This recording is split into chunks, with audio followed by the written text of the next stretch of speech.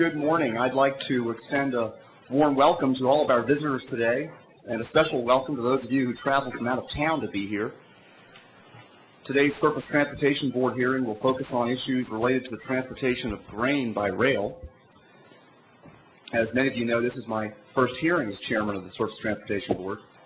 And I'd like to thank all the staff here at the STB who helped plan and prepare for this hearing, which, as many of you know, was originally announced by my fellow commissioners back in July of this year before I became a member. I'm glad to follow through on that announcement and by holding this hearing today. On the macro, big picture level, the United States has much to be proud of when it comes to both agricultural and freight railroad productivity. Our U.S. farmers are the most productive in the world and produce a wide variety of crops at very competitive prices, while meeting or exceeding strict safety and nutritional requirements. U.S. consumers have more affordable and available food choices than ever and spend a much smaller percentage of income on food as compared with other developed nations. Similarly, the U.S. freight railroad industry manages the most productive and profitable freight rail network in the world. No other nation moves the volumes of freight by rail that we do. While we should be proud of our agricultural and transportation successes, we will hear today that many farmers feel economically threatened by our freight rail system and by what farmers see as a rail market that offers too few choices and too high costs, both direct rate costs as well as the indirect costs of doing business with a railroad. While I understand that tension between farmers and railroads is not a new phenomenon, I'm hopeful that through improved communication, information sharing, customer service, infrastructure investment, and, if necessary, new public policy, some of this tension can be reduced. It is in our national interest to promote a healthy and strong agriculture sector, as well as a healthy and strong freight railroad industry. I'm hopeful that today's hearing will shed light on both of these goals while demonstrating to us that agricultural and freight railroad interests do not necessarily need to be in conflict. In my first few months at the board, I've heard much about the issues we will be discussing today.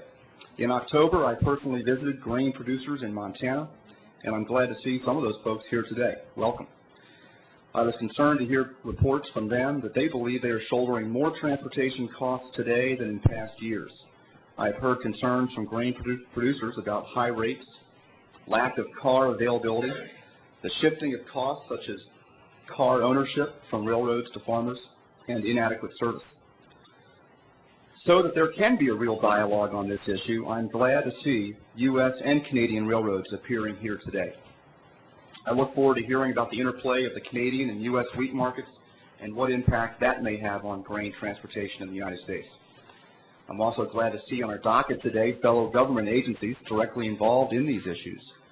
I believe the backbone of the U.S. economy is our highly efficient agricultural system, and I look forward to hearing today about from the Department of Agriculture to learn its perspective on how rail transportation of grain affects that system. As the notice of this hearing for this hearing indicated, one issue we would like to explore is the Government Accountability Office's October 6, 2006 report, in which it observed that while most freight rates have declined since 1985, grain rates have diverged from the industry trends. According to the GAO report, the amount of grain traffic with comparatively high markups over variable cost increased notably between 1985 and 2004. I am pleased that GAO is here today so we can further explore those observations. The agricultural sector is highly dependent upon freight rail, and I want to make sure that nothing under the STB's purview impedes agriculture either in domestic or international markets. I also want to encourage shippers and carriers to work together to make transportation of grain efficient, productive, and profitable. This informational hearing is a good opportunity for me and my fellow commissioners to learn about this important sector of our economy. Indeed, I believe informational hearings are useful tools to stay abreast of issues important to the industry and to discern what role, if any, the board should play in addressing the issues. Now, before we begin, let me just take a few minutes to review a few procedural points about today's hearing. We will hear from panels with breaks as appropriate. We will hear from all the speakers on each panel. Speakers, you will see a green light when you have 1 minute remaining in your allotted time, and a red light when your time has expired. After hearing from the entire panel, we will rotate with questions at 5 minutes per board member until we've exhausted the questions. I ask all witnesses to please summarize their written statements in the interest of time. I think I can speak for everyone and say that we have all read each of your full statements, and you should not feel obligated to use every second of the time allotted. Additionally, the official record of this hearing will remain open until January 12th, 2007, to allow supplemental information to be provided to the board. Consistent with what I understand to be board practice, we will allow all the witnesses on each panel to make full presentations before the members ask any questions. So with that, I certainly look forward to a very interesting day of testimony. I know I have a lot of questions, and I'm sure that my fellow commissioners do as well. And with that, I will recognize Vice Chairman Mulvey for any opening statement that he may have. Thank you, Chip. I just want to join Chip in welcoming all of you here today. This is a very, very important topic. The economic health of our nation's farm sector is critical to the overall well-being of the nation's economy.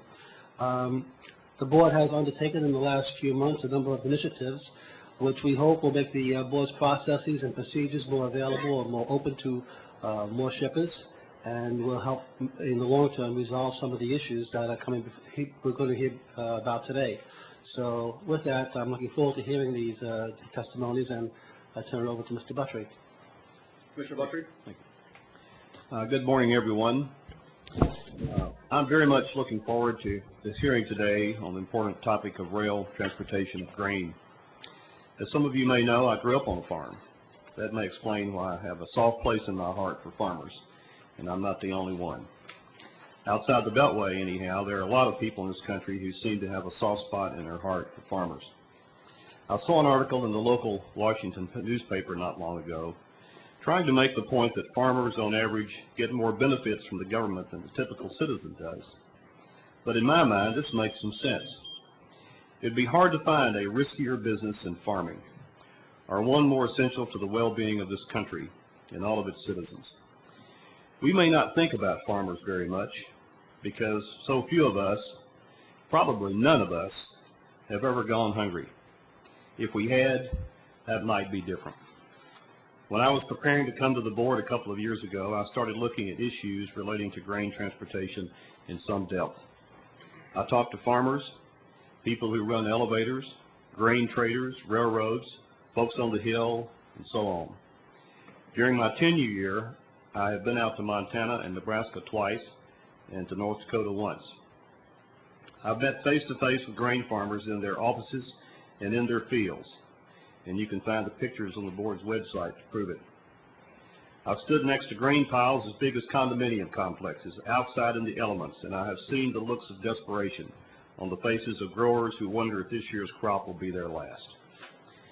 After studying the matter for some time, I have concluded that the grain market, for whatever reason, seems to be standing on its head. In just about every other business endeavor I can think of, the accumulating cost of getting the product to the end consumer is paid by the end consumer. But in the grain business, that's not true.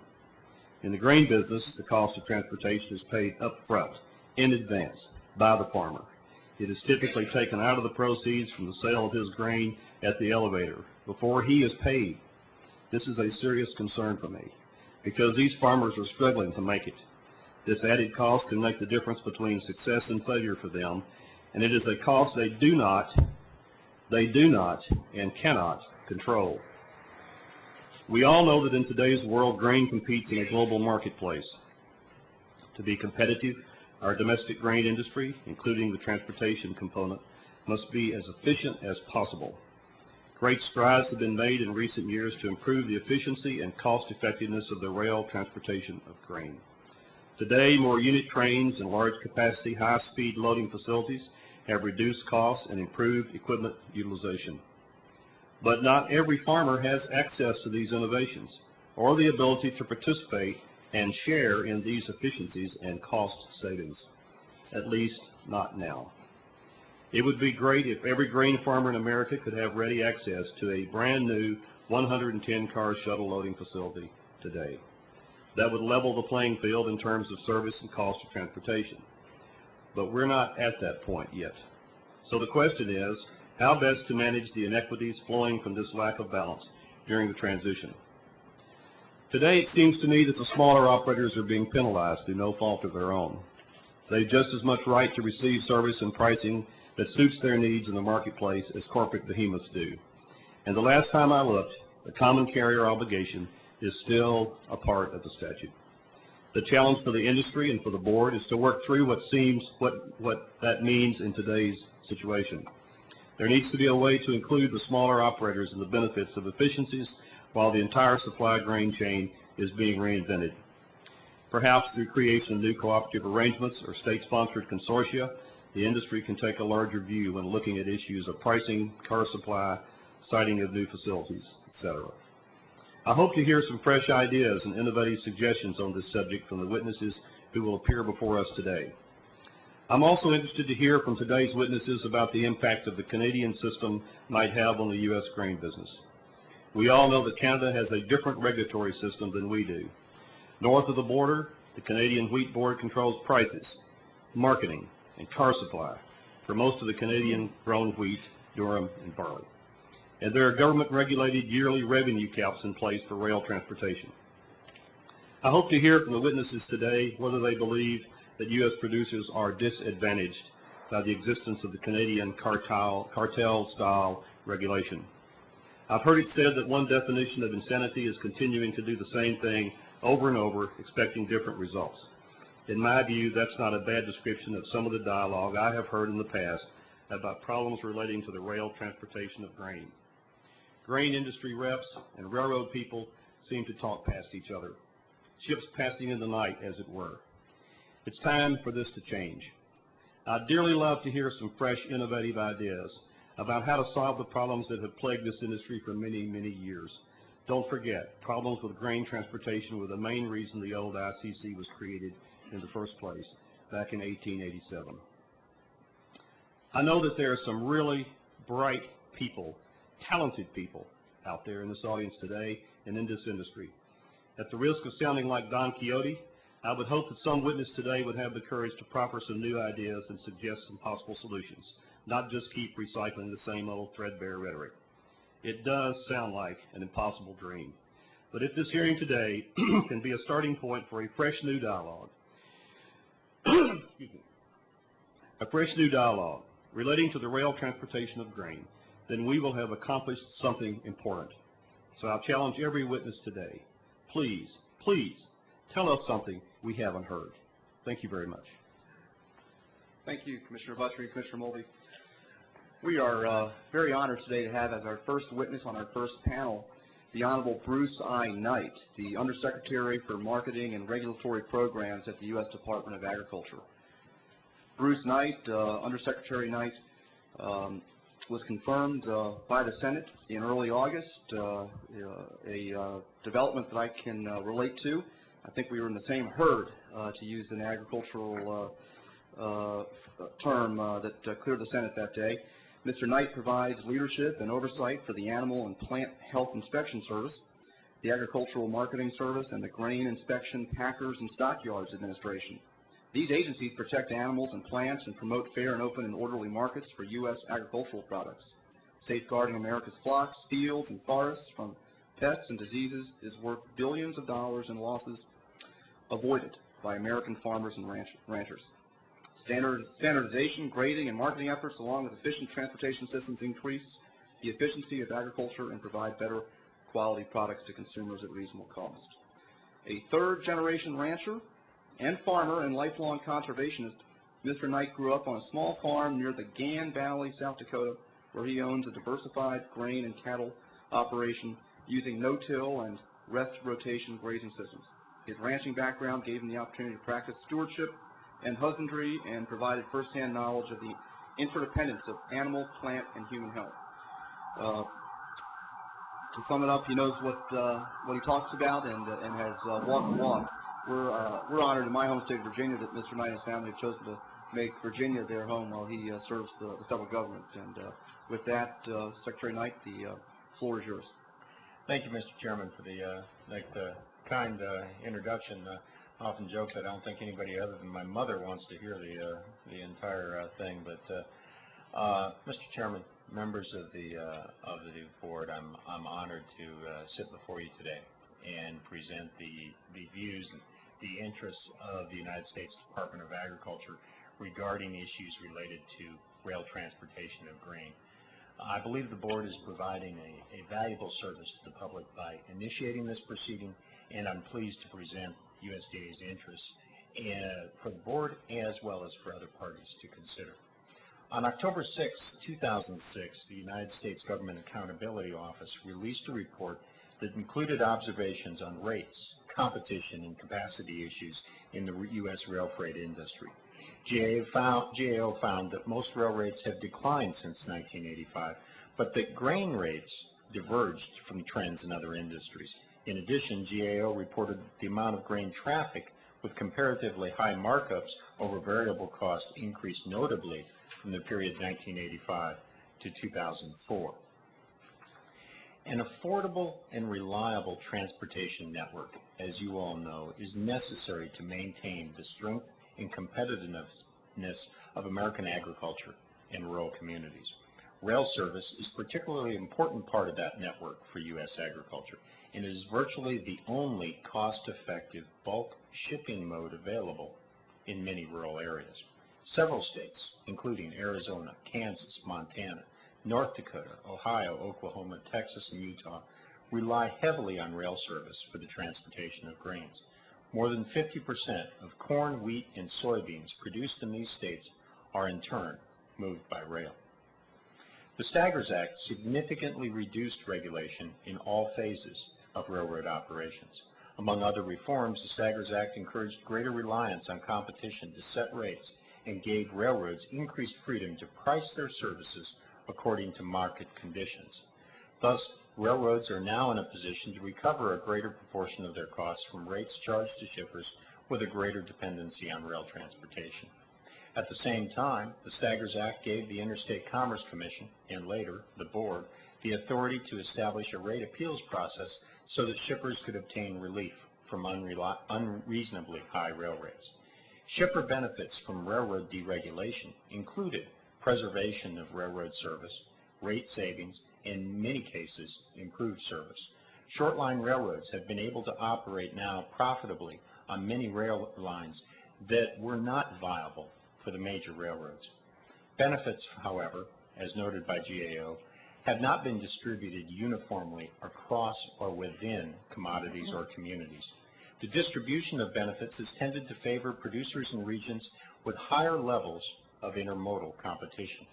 GAO noted that rates have not declined uniformly and that rates for some commodities are significantly higher than rates for others. Despite the overall success of the Staggers Act, many agricultural shippers continue to express concern about decreased rail-to-rail competition, increased rail rates, poor rail service, rail capacity constraints, and the fair allocation of rail capacity. One of the key assumptions underlying the deregulation of the rail industry was that there would be sufficient competition. Thus, the authors of the Staggers Act and the Interstate Commerce Commission Termination Act included the preservation of effective competition as one of the rail transportation policy goals of the United States government. Not only does effective competition promote reasonable rates and minimize the need for regulatory control, it also encourages efficient management of the railroads. Agricultural producers of grain and oilseed crops have limited ability to influence the price they receive for their products, and therefore are unable to pass increases in costs forward to buyers of their products. Instead, these individual agricultural producers tend to absorb any cost increases because of their lack of market power. Consequently, increases in transportation costs typically result in decreased producer incomes and, in turn, increased USDA outlays. Higher transportation costs also hinder the competitive position of U.S. agricultural products in a highly competitive export market. GAO's analysis states that although many rates have decreased, rates have not declined uniformly, and that rates for some commodities are significantly higher than for others. In fact, since 2003, rail rates for grain shippers have increased much more rapidly than rail rates for other products. The average freight revenue per carload for major grains has increased 27% since 2003, while the average freight revenue for all commodities, including grain, increased only 1% since 2003. Rates on corn, sorghum, soybeans, and wheat have gone up 25, 23, 39, and 25% respectively since 2003. Grain shippers are shouldering greater responsibility for car supply and other functions railroads formerly provided. Railroad consolidation has resulted in railroads having the ability to dictate the terms of service, which may at times be at conflict with the present and future needs of some agricultural markets. Class 1 railroads, for example, encourage unit train movements of grain, even though expanding specialty markets will require specialized handling in much smaller quantities. Due to the less than robust rail-to-rail competition, the quality of service provided by Class 1 railroads has been a concern for some agricultural shippers. Captive shippers, even though paying the highest rail rates, often claim to experience poor service because Class 1 railroads may choose to first serve those shippers having competitive options. Rail capacity for agricultural products has been tight during the last 3 years for a number of reasons, those reasons being both agricultural and non-agricultural. Non-agricultural factors include general economic expansion, increased international trade, increased demand for coal due to high natural gas prices, high fuel prices forcing truck traffic to railroads, and new hours of service trucking regulations that increased rail intermodal demand. Agricultural factors include strong grain export demand, high prices for agricultural crops, and back-to-back record or near-record grain harvests. USDA believes that all agricultural shippers, even the smallest, should have reasonable access to rail capacity. Agricultural shippers have often complained to USDA regarding grain car allocations that seemingly favor shuttle shippers. The lack of adequate rail service to smaller grain shippers could reduce competition among grain shippers, as well as placing heavier costs and burdens on railroad systems. The common carrier obligation remains and should continue to be enforced. The U.S. wheat industry has long complained that the special government-enforced privileges afforded the Canadian Wheat Board, including significant transportation subsidies, have provided Western wheat and barley competitive advantages in both export markets and the Canadian domestic market. The CWB has operated in tandem with two major Canadian railroads, the CN and the CP, to the benefit of Canadian grain exports. For over 100 years, Canada has subsidized rail rates for agricultural products moving to export in certain domestic positions. For many years, the subsidies took the form of fixed cap on rail rates, which were much below market rates, and direct subsidies to the railroads. About a decade ago, as a result of the Uruguay Ground Agreement on Agriculture, Canada removed the cap, raised rail rates considerably, and compensated grain producers with offsetting direct payments. But Canada continues to subsidize rail rates through a cap on revenue from shipping grain. In addition, the CWB's grain exports have benefited from preferential access to subsidized rail transportation. The United States government, as well as private industry, has pursued various actions to address the subsidies and other trade-distorting practices associated with the CWB and the grain transportation system. These trade actions have been complicated by the lack of transparency surrounding both CWB activities and the extensive government regulation of the Canadian rail system. The United States pursued a WTO challenge against the CWB and certain aspects of the Canadian treatment of imported grain, including the revenue cap for grain shipments.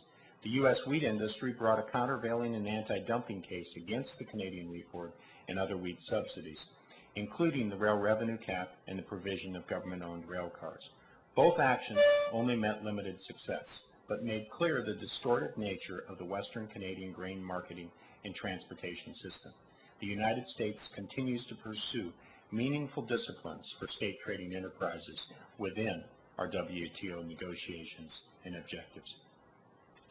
USDA, the Surface Transportation Board, and all the interested and affected parties should continue to work together to ensure that rail transportation is an affordable and reliable option for the nation's grain shippers.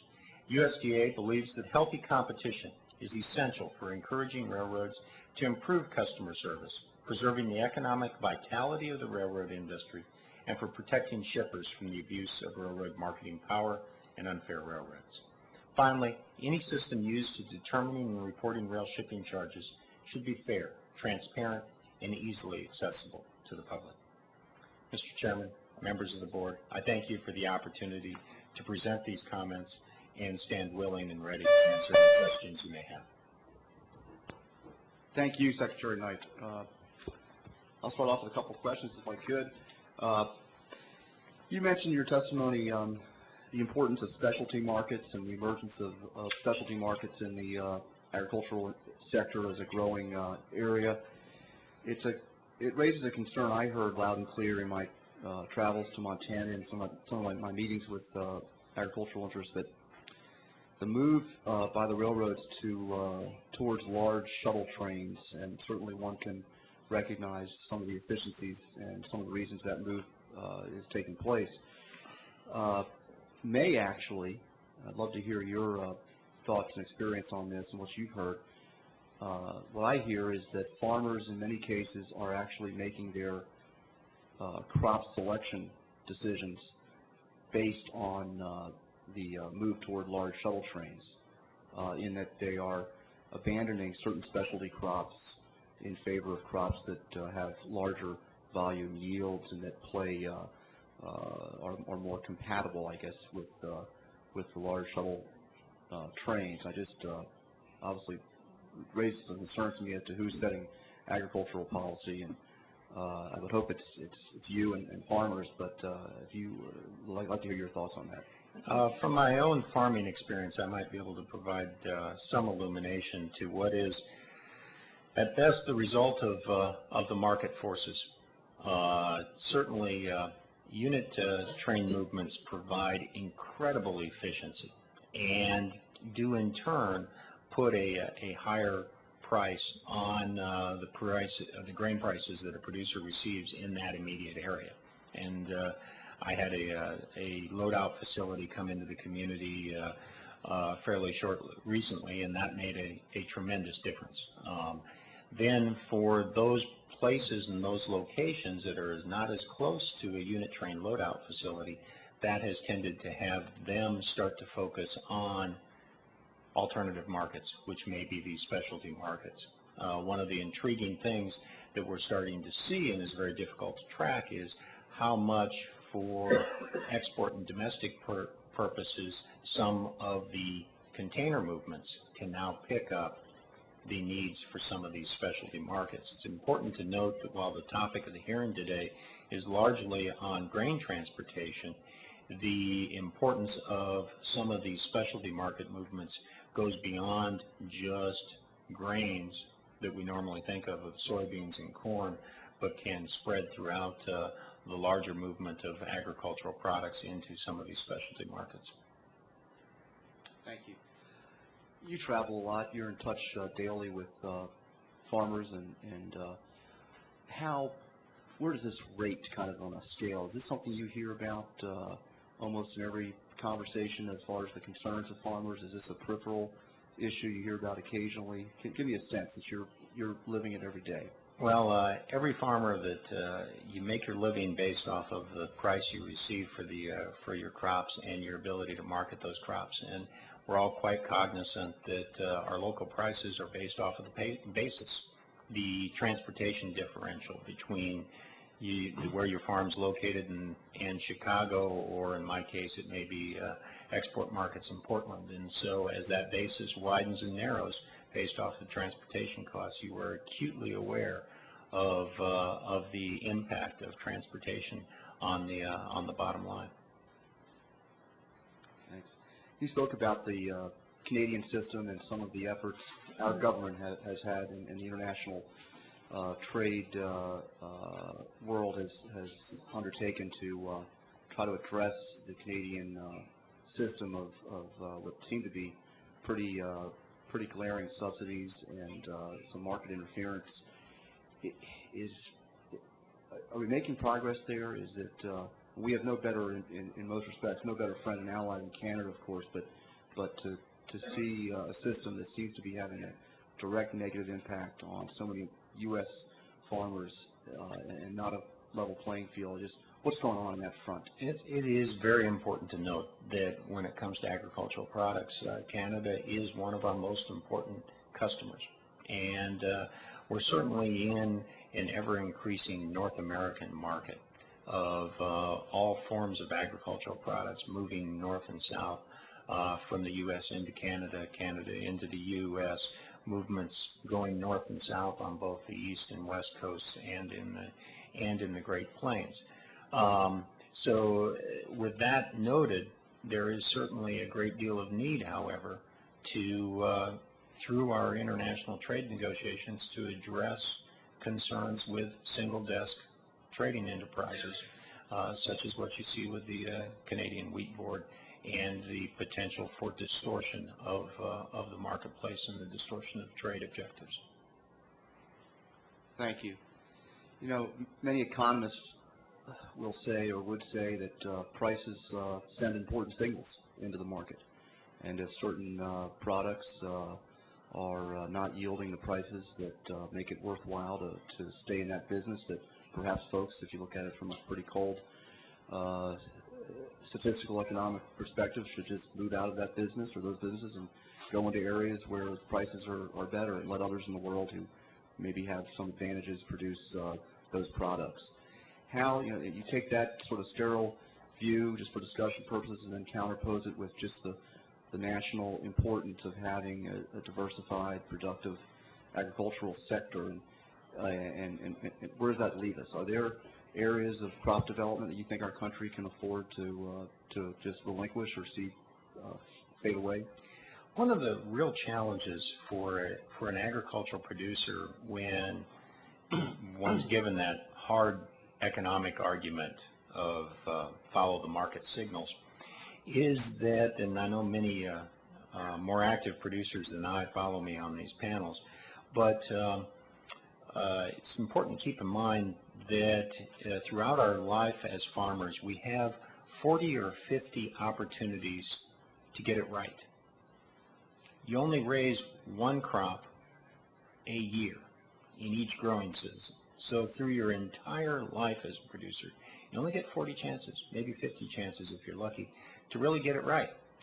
And that means that there's a disconnect between one's ability to plant a particular crop at one given time of the year to respond to the marketplace direction and have that click and hit in the correct manner each time. And so that's one of the reasons why you have the intervention in the marketplace. That's why you have the protections afforded by the STB, the protections afforded by USDA to ensure that you have open, transparent markets, that you have the right sideboards for these markets to clear and for these markets to work correctly. Thank you, Secretary Knight. I'll yield now to Vice Chairman Moldy. Thank you. I'll be the cold-hearted economist up here in the group. As Commissioner Buttrey noted, this issue has been around for a long time. He mentioned it was the reason for the ICC Act of 1887. In fact, before the ICC Act were the Granger laws, pushed by the Society of the Grange back in the 1870s, which were the forerunners of the ICC Act. So this has been with us for a long time. Yes, it has. And the issues are very similar to what they were then. One of the things that's happening today, though, which is somewhat unique in the last few decades, is that there's tremendous capacity constraint in the railroad industry. There's just not a lot of space there. And even if some of the routes which are relied upon for grain movements have some capacity, it's a network system, and there really are shortages in the system. There's some proposals to find ways to get the public involved in trying to help alleviate the rail capacity shortage, including legislation proposed by Senator Lott and others to allow for a 25% investment tax credit for the railroads. And I was wondering, these investment tax credits could be used to expand rail capacity and take some of that, some of those pressures off the railroads' need to raise prices, especially on captive shippers. Has the department taken a position on that bill? To the best of my knowledge, sir, the department has not taken a position on that bill, but I will check on that and respond for the record. The AAR also noted in its written testimony, which you may not have seen, that over the last couple of decades, the percent of the market share of railroad movements of grain has declined fairly precipitously. Back in 1980, about half of all grain movements moved by rail. Today, it's about a third. Or 2004 was about a third. And the railroads are concerned that if they make investments in cars and other infrastructure, that they'll be left holding the bag as when the environment changes again, the farmers shift back to trucks, and more traffic is moving by truck. The truck market share during that period of time gained at the expense of rail and barge. How do you get the railroads to make that kind of investment when indeed the farmers could be fickle and move the traffic back onto the highways? One of the things that I think we need to keep in perspective is the energy efficiency of rail movements. And given where we are now with fuel prices and a great deal of speculation that we've reached a new plateau, if you will, on fuel prices, you probably have a very competitive climate in the future for rail movement. You also notice the shift in rail movements increasingly to dedicated shuttle trains that are moving vast amounts of grain from grain production areas to livestock concentration areas that are vitally important and provide that much of that long-term certainty for the grain trade as well as for the railroads. The uncertainty then lies with the opportunities for export markets and international trade, and that's what provides for some of that variability. And I think the long-term opportunity there then lies with meaningful reforms and opening of markets overseas that will provide us with that reliability that I think both farmers, the shippers, and the railroads are all seeking. This issue with exports has both transportation and trade components, but do you see it more of it as a trade problem and as an ability to negotiate with Canada to get them to begin to reduce their subsidies, or is it more of a transportation problem that's increasing our farmers' costs relative to the Canadians? And where is the balance there, or is it 50-50 or what? I'm not sure I can quite speculate on that chicken and egg scenario. What is readily apparent is that this is one that we need to pursue on a dual track for resolution on both sides of the issue. Thank you. Commissioner Buttrick? Mr. Secretary, you mentioned in your testimony that the USDA has been involved either primarily or secondarily in the negotiations at the WTO about the Canadian situation. I would certainly echo what the chairman said about our Canadian friends being among our greatest and most reliable allies, but that's in another venue, and the agricultural situation is in a different venue. So we'll speak freely about the agricultural and the trade issues, I hope. Do you get the impression that our trade negotiators, and I don't want you to give any inside information or anything necessary that you would anyway, but you get the impression that our trade negotiators have sort of given up on the idea of trying to do anything about the Canadian Grain Board and other issues like that, or do you see anything in the pipeline that would indicate that issue is going to continue to have some legs? All indications are that there continues to be desire on the single desk scenarios like the Canadian Wheat Board to get those resolved. There's been a lot of attention given recently to this idea of specialty markets and specialty grains, and also a lot of attention given to the interest in creating capacity in the current system without having to invest huge amounts in capital, although the railroads continue to do that in large amounts, which will be good for everybody, I think. Is the USDA doing anything to encourage this idea of using backhaul containers to take grain to the Pacific Northwest export markets? We were talking about that in the preparation of this. There are some intriguing opportunities out there for the containers as backhauls. One of the interesting things you may have noticed in the press articles recently, where it is actually opening up for some of the smaller mills in some of our export markets for them to engage more directly with producers. That also gives them the opportunity then to start speccing for specific qualities in that grain, protein quality, milling quality, feed qualities that they're seeking and desiring, and that's a very intriguing concept, and one that if there is any assistance that USDA can provide to the board, we stand willing to do that, as far as giving you the ability to look at what's the movements of those markets that we can pull from our data and our efforts. Thank you very much. I have no further questions for this witness. Vice Chairman. I wanted to ask you this quickly about the ethanol market. We're talking about the need for competition between the railroads and to make sure that capacity is there to handle all of our farm shipment needs. But the farming community right now is very, very dynamic. And there's a lot of movement towards shifting corn from no longer moving to export markets perhaps, but now moving more towards ethanol plants, which may be closer to the points of origin. And that would have a tremendous impact on the railroads. Do you have any, and in fact, others have talked about the DGGs and the fact that DGGs might cause a shift of the cattle production north from Texas into the Plain States, and again, changing the demand for rail and truck transportation. Is the Department of Agriculture looking at these issues and trying to make some sense as to what the possibilities might be and what that would mean for investing in our rail infrastructure? We will be looking at those issues, looking at capacity issues surrounding tanker cars, for tanker car movements of the ethanol that's produced in those plants.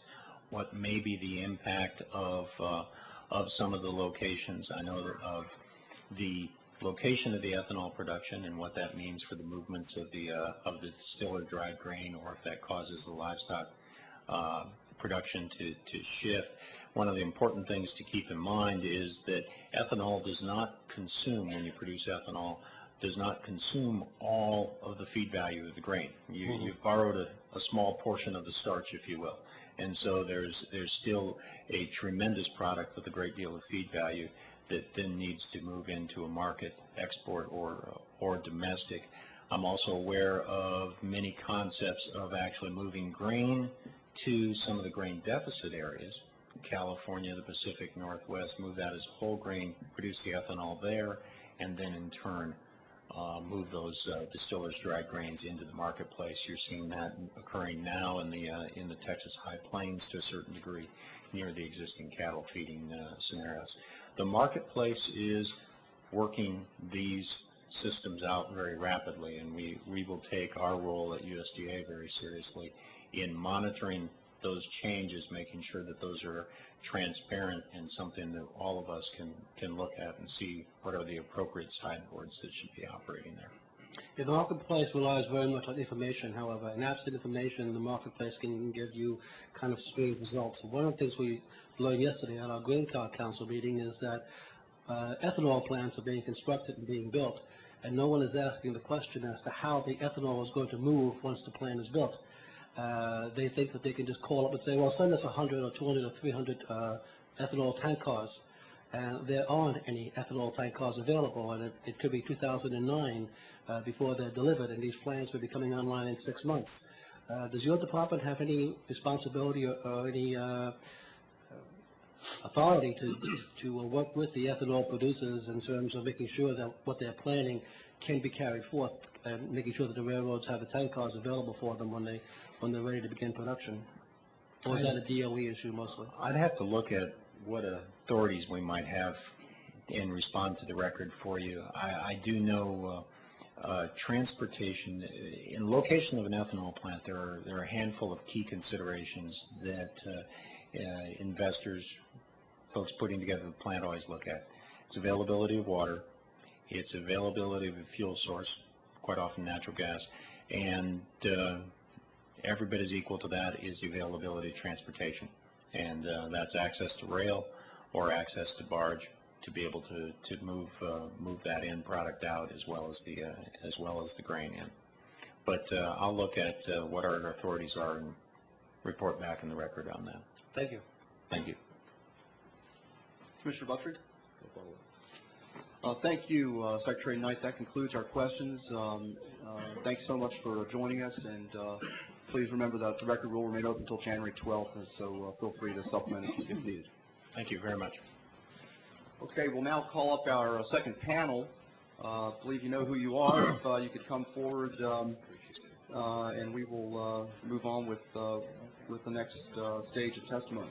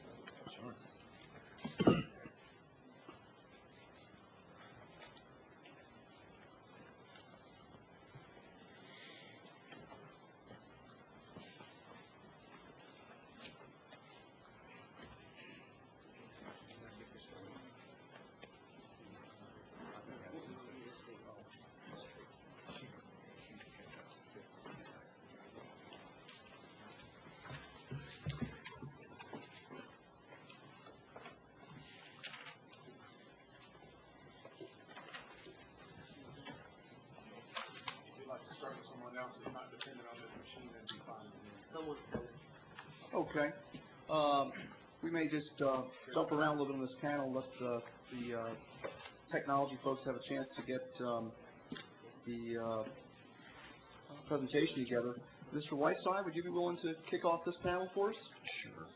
Thank you, and welcome, by the way. You may have come the farthest to be with us today, and so we appreciate that. Probably Mr. Hayes has come a little bit further because he's from Idaho. I appreciate it very much, Chairman Knight and Chairman Mulvey, Commissioner Buttry. I appreciate the opportunity to be here. My name is Terry Whiteside, for the record. We come here, I really want to thank the board for holding this hearing. I think it's one of the most important hearings that from our perspective out in the hinterlands. It comes after visits by Commissioner Buttry several times, and long helicopter rides and those sort of things. Mr. Chairman, you came out and visited Montana. By the way, just for the record, neither one of you got to fish. We would understand that, and we'll have to do something about that next time.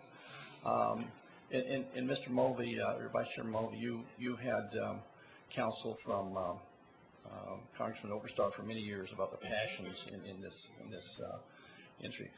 I came here today, and I want to talk a little bit about some of the issues that are here. I appreciate keeping the record open. We are conducting, as I talked about in my testimony, some studies that will not be done probably until mid-December, so January will be fine for us. And we also will probably have some comments back to the record after with some of your questions. A vast majority of the Wheat and Barley Commission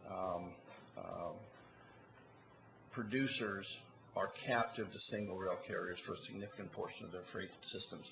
You're going to hear from several of the national groups today, National Barley, National Wheat, U.S. Bean, and the Alaska Rail Competition, that talk about it from the grower perspective. The uniqueness of the wheat and barley is in transportation is kind of amazing, because the uniqueness is embodied in the fact that although the wheat and barley growers bear the freight costs, they're not the payers. And unlike every other industry, as one of the commissioners talked about, the farm producers are unable to pass on their rail costs to anyone else. This makes them unique in the marketplace. For example, one of the things that we see going on is situations where the railroad is dictating to us the rail system, what it's going to look like. They have a branch line, for example, somewhere, and they decide that they don't want freight traffic on that anymore. So they actually incentivize a shipper not to ship on that line, but to ship from a mainline point. And they do that by providing incentives. Now, as Chairman Nottingham and I talked about, if that was a commercial decision in the marketplace and they decided not to ship from there, that's not that big a deal. But the bearer of the freight is not the payer of the freight. So those kind of decisions do have an impact on the farm producer without them having anything to do about it. And yet, the way the regulations are set up for abandonments, suddenly there's no shipments on that line. Come along and say, well, that's the justification for not shipping there anymore. Those are issues that start to dictate both the quality of the service and the price of the service. One of the things that we talk about, if this board were to ask in this hearing room, the railroads who their grain customers are, quite often the grain customers will be, for them, the elevators or the grain merchandisers. Why is that? It's because those are the ones that physically pay the freight bills. Now, the grain producer and the elevator and the merchandisers have a very close and very good relationship in the marketplace. The grain merchandisers are the ones that make the investment. They're the ones that invest heavily in their facilities. They respond to the grain markets that are created for them and provide the window for the grain producer. But the reality is that the farm producer is still the one that, in the main, bears the costs. The wheat and barley commissions faced a combined effects of increasing rail monopoly, market power, ineffective rail regulation, and little or no ability to invoke things like antitrust laws. Grain is grown in areas where the distance to elevations are far and getting further away in many cases. The markets are distant and the transportation options are few and getting fewer. One of the things that I heard Secretary Knight talk about is this idea that we might be able to take a look at containers. Problem, Montana, for example. The Burlington Northern has done away with intermodal facilities all over the state. Now, our closest intermodal facilities are Spokane or Minnesota. We can't have it both ways. The situation is getting to the point where the railroad is dictating the plant and also taking away the facilities that create options for us. We talk about that the STB has provided remedies, has not provided remedies nor sought to protect competitive balances between the rail customers and the railroads. I believe that this board has not provided the remedies necessary to correct competitive imbalances for the ICC, and in fact, the ICC before them was instrumental in creating a lot of the problems that we have out in the West.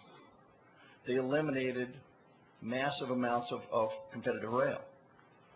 Was that in the national interest? Sure.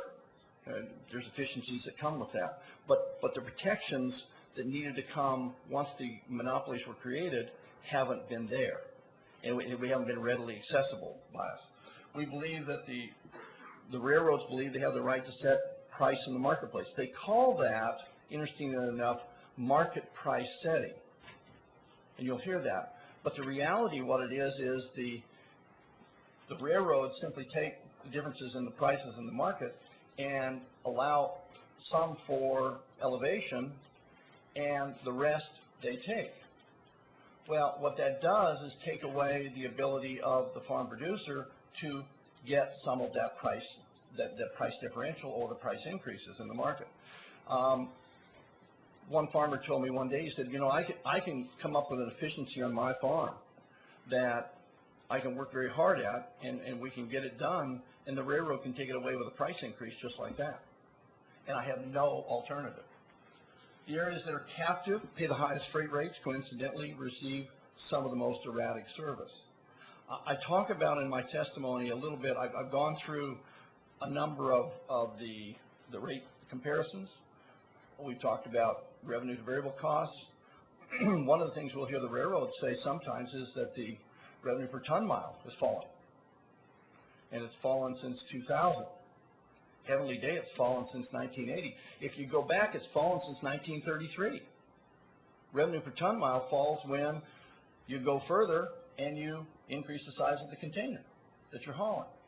That doesn't make a lot of sense to me to compare revenue per ton miles. So I talk a little bit about the concentration in the industry. Everything that we see when we do the analysis in Montana is mirrored by throughout the northern plains. If we look all the way into Texas, all the way into to Oklahoma and Colorado, everything we see mirrors the GAO report. The increases that have come in grain, and I know that Ken O'Keefe is going to talk a little bit about the amount of increases you've seen in grain pricing on the railroads versus other commodities. The fact is that the railroads may come in and talk about decreases in rail rates nationally, and then they may compare that. Sometimes what I've seen them do is compare that to cost inputs. So the cost inputs have gone up more than rail rates, but cost inputs might be 10% of the total cost. Rail rates run 30 to 50% in some places in the Great Northern Plains. And so I think it's important that we keep this in perspective. We can find rates as high as 500% of variable. Now, I don't know what's too high. That's your call. But I think 300, 400, 500% gets out of range.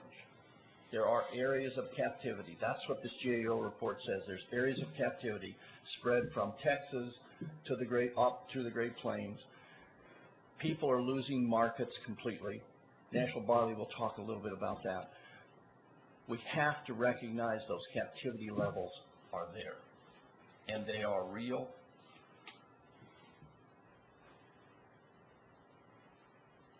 Forced sourcing is probably one of our major concerns.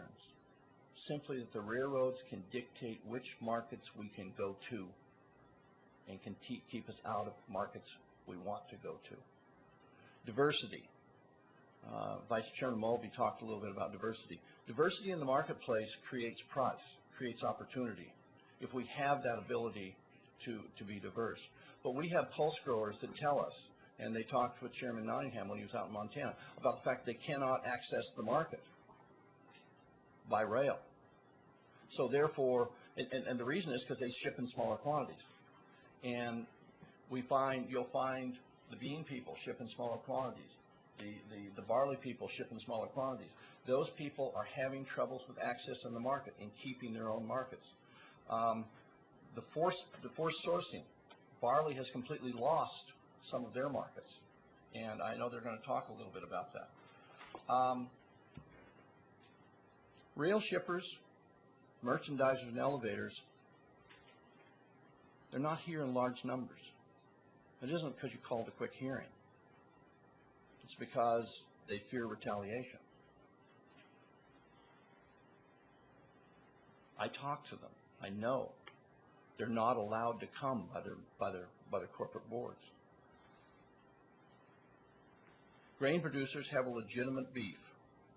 The number one priority that the rate mechanisms close the door that we have here at the STB.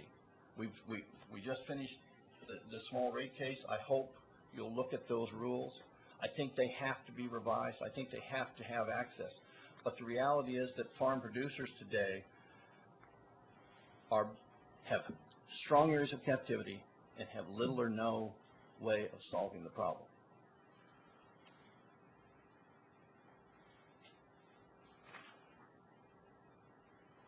I know I've got a couple more things I want to talk about, but I think I want to leave that there. I think the key here is to recognize you've looked, Chairman Nottingham and Commissioner Butcher, you've looked into their eyes. You've been in those meetings. These people are sophisticated people, but they're hurting. They're hurting because they have no access to solve any of the problems they have, and they are in areas of the country, in Nebraska and Oklahoma and Kansas and Texas and Montana and North Dakota and South Dakota and Idaho, that are suffering because they are in the pockets of very, very high levels of freight rates, and consequently the service level. It's interesting, if you're paying those high freight rates, they should be getting the best service in the whole world. Yet we hear from the railroads when they're talking about infrastructure development that unless you can be more profitable in the future, we're not going to continue to invest in these areas. We're going to invest in other areas in infrastructure. So it's very important that this infrastructure bill, when we start to look at it, covers is good for all of America. I thank you. Thank you, Mr. Whiteside. We'll move next to Kendall Keith. Will you be taking the lead for your team? Or? Okay. Yes, Mr. Chairman. Dan Mack unfortunately could not be here today. I am Kendall Keith. I'm with the National Grain and Feed Association. With me today is, to my left, is Andy Goldstein, our Transportation Counsel. We do appreciate the opportunity to participate in this proceeding. Rail market share, as was noted earlier, has declined in the last 25 years. But we think it's also very important to understand that the remaining rail ag markets tend to be for long-haul movements in a range of 500 to 1,500 miles and have few competitive alternatives. So it's very important for agriculture to have predictable and affordable rail service. The strained rail capacity that's affecting all industries has really surfaced in the last 3 years. So I want to focus in the next 4 slides on 3-year trends in rates and service, comparing the first half data of 2003 with first half of 2006. This first chart shows the 3-year growth in total rail units shipped, cars and boxes in the case of intermodal. Looking at the first bar on the left, there was a 13% growth in total rail units across all industries shipped on Class 1 carriers, but the growth rates that you see were very uneven across carriers, from 25% on the BNSF to 3% on the CSX. This second chart tracks the 3-year growth in strictly agricultural rail cars shipped. As the left-hand bar indicates, total ag shipment growth was robust at 15%, but again, that growth was highly variable as you compare the other bars, reflecting growth on individual carriers. This next chart compares 3-year growth rate in physical units handled across major classes of traffic. Starting on the left, all rail units were up 13%, as I noted before. Ag shipments were up 15%. Coal is up 11%, and intermodal is up a whopping 19% in 3 years. While volumes have grown at varied rates among different rail customers, this fourth chart compares the change in revenue per unit for the same major classes of traffic. Over the 3 years, the left-hand bar reflects total rail revenues are up 23% per unit. Ag revenue per unit is up by 32%, one of the highest of the classes. Coal is up 26% and intermodal up 20%. Thus, intermodal is both the fastest growing sector, but among the lowest in unit revenue growth in the last 3 years. There are differences in the U.S. and Canadian regulatory systems that may affect rates and service. In Canada, carriers are subject to an overall revenue cap in some classes of service that may temper rate adjustments. The Canadian system also permits the use of baseball-style arbitration on rates and mandatory switching within 30 miles of a terminal, which may affect competition.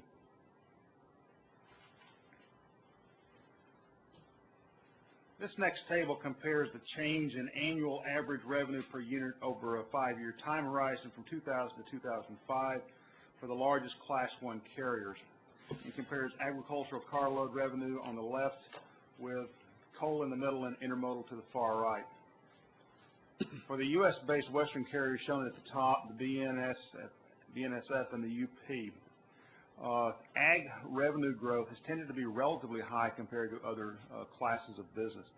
The Eastern-based carriers, NS and CSX in the middle, ag tended to be toward the mid-range of increases for all classes of traffic. Among the lowest increases for ag moves were the Canadian National and the CP, although the Canadian National negative or actual decline across that period in revenue per car may have been affected by line acquisitions that shortened the average haul length.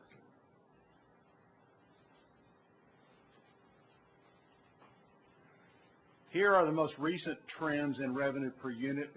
We've compared here the first 9 months of 2006 to the first 9 months of 2005 to see if trends are staying consistent. Annual rates of change in that period are shown for ag movements in the left-hand column and for all traffic on the right. For ag movements, the highest rates of increase were for the Union Pacific at nearly 17%, and the NS at 15%, and the Canadian National at 12%. For the BNSF and CP, ag unit revenues were below that for all traffic.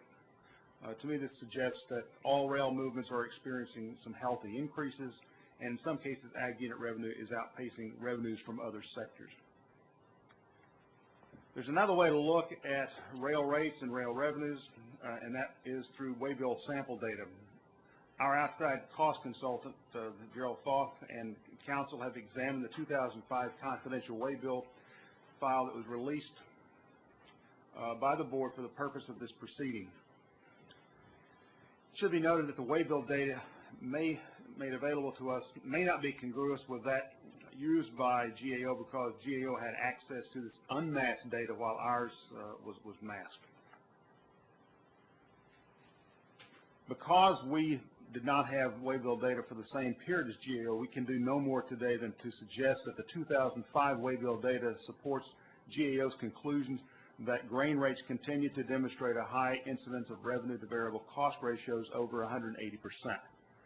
This chart includes results for the entire whole grain and oilseed sector.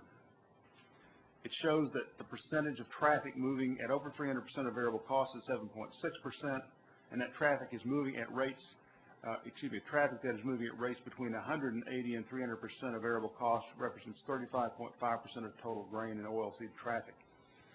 The remainder is operating at below 180% of variable cost. Overall, U.S. grain movements average 165% of variable cost. This next chart looks at processed products, roughly the same type of data. Of total grain mill products, 6.8% are moving at levels above 300% of variable cost, and that group of rates average 370% of variable cost, a fairly healthy number. Another 24% of grain mill products are moving at rates between 180 and 300% of variable cost. Bottom line is this traffic of processed commodities is averaging 140% of variable cost.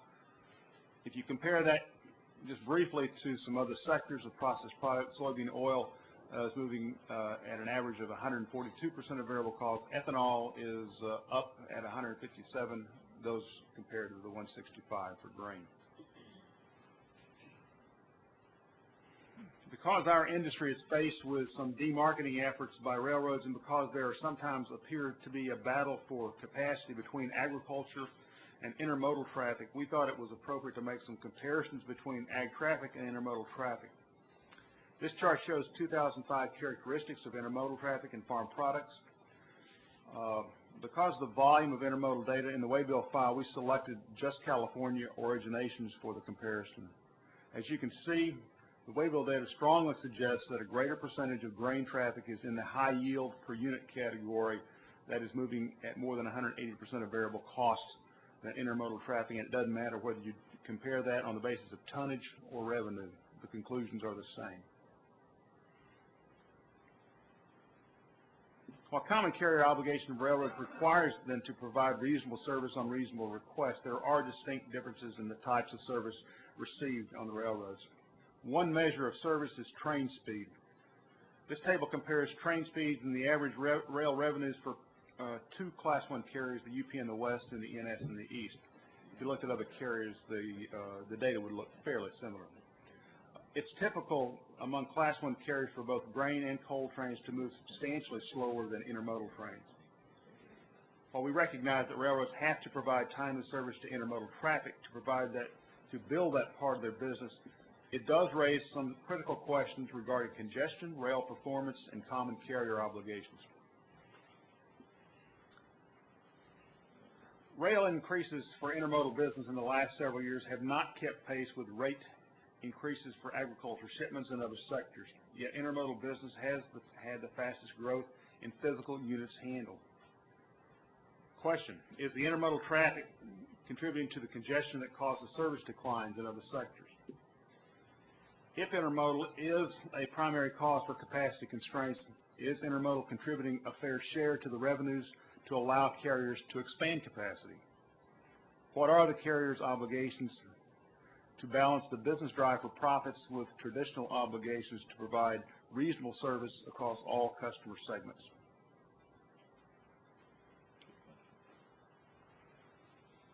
The GAO study acknowledged that rail rates were not fully reflective of the full cost of transportation. To achieve greater efficiencies, both carriers and their customers have had to make sizable investments. One of the major cost shifts that has occurred since 1980 has been the uptrend in requiring private cars for rail service. Private car ownership today dominates the rail car fleets. Private car ownership was considerably less in 1980. Based on AAR data, 65% of the covered hopper cars in the fleet are owned by private entities. 99% plus of the tank cars that are used for agricultural products are owned by private companies. Lease costs are currently about $500 to $800 per car, so those costs can add another 10 to 20% to the overall cost of freight. Other costs for shippers and receivers is infrastructure investment costs. As railroads reduce pricing for high volumes, many ag facilities have had to invest multi-million-dollar amounts to be able to meet the rapid loading and unloading requirements. It should also be recognized that the railroads have also participated in some of this industrial development and in the purchase of additional engine capacity and car capacity. Infrastructure costs are a fairly significant portion of the overall cost of transportation to rail customers, but I do not believe that was quantified in the GAO report. Finally, railroads have increasingly moved toward component pricing systems for what are generally referred to as accessorial charges.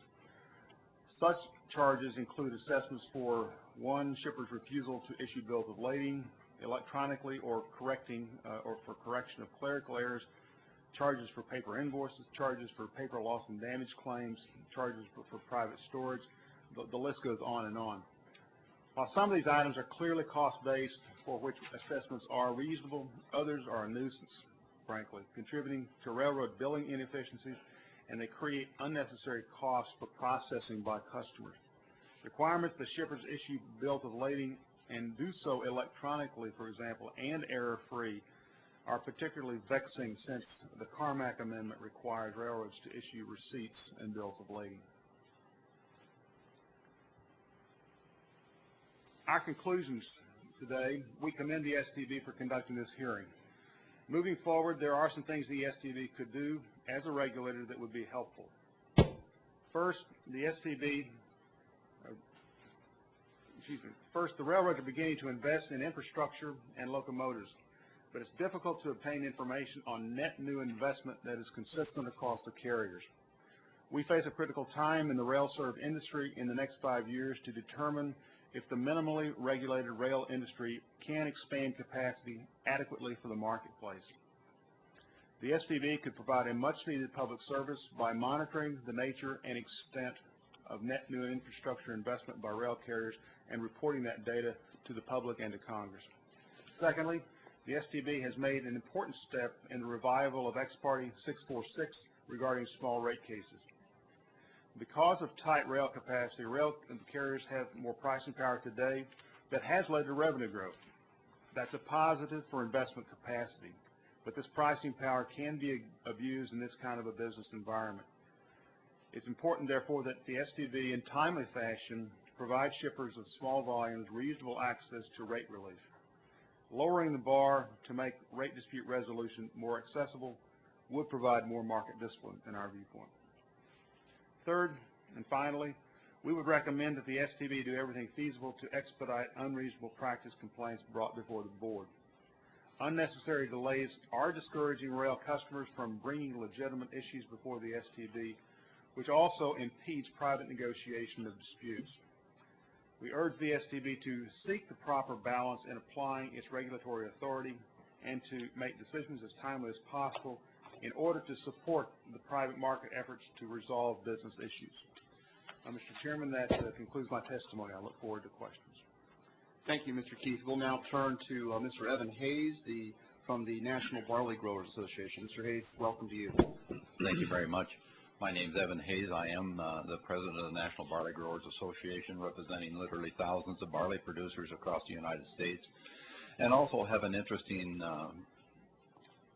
relationship with the users of barley, primarily with our maltsters. I'd like to first of all give you a little Barley Education 101 class, just to give you an idea of what we're talking about.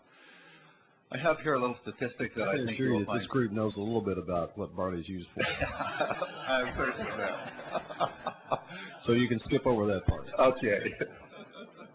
If Chairman Knight was here, I always have fun with him, or Secretary Knight, I always have fun with him, and I remind him that corn may feed the world, but barley makes the world happy. So I have a statistic here that I think you'll find interesting.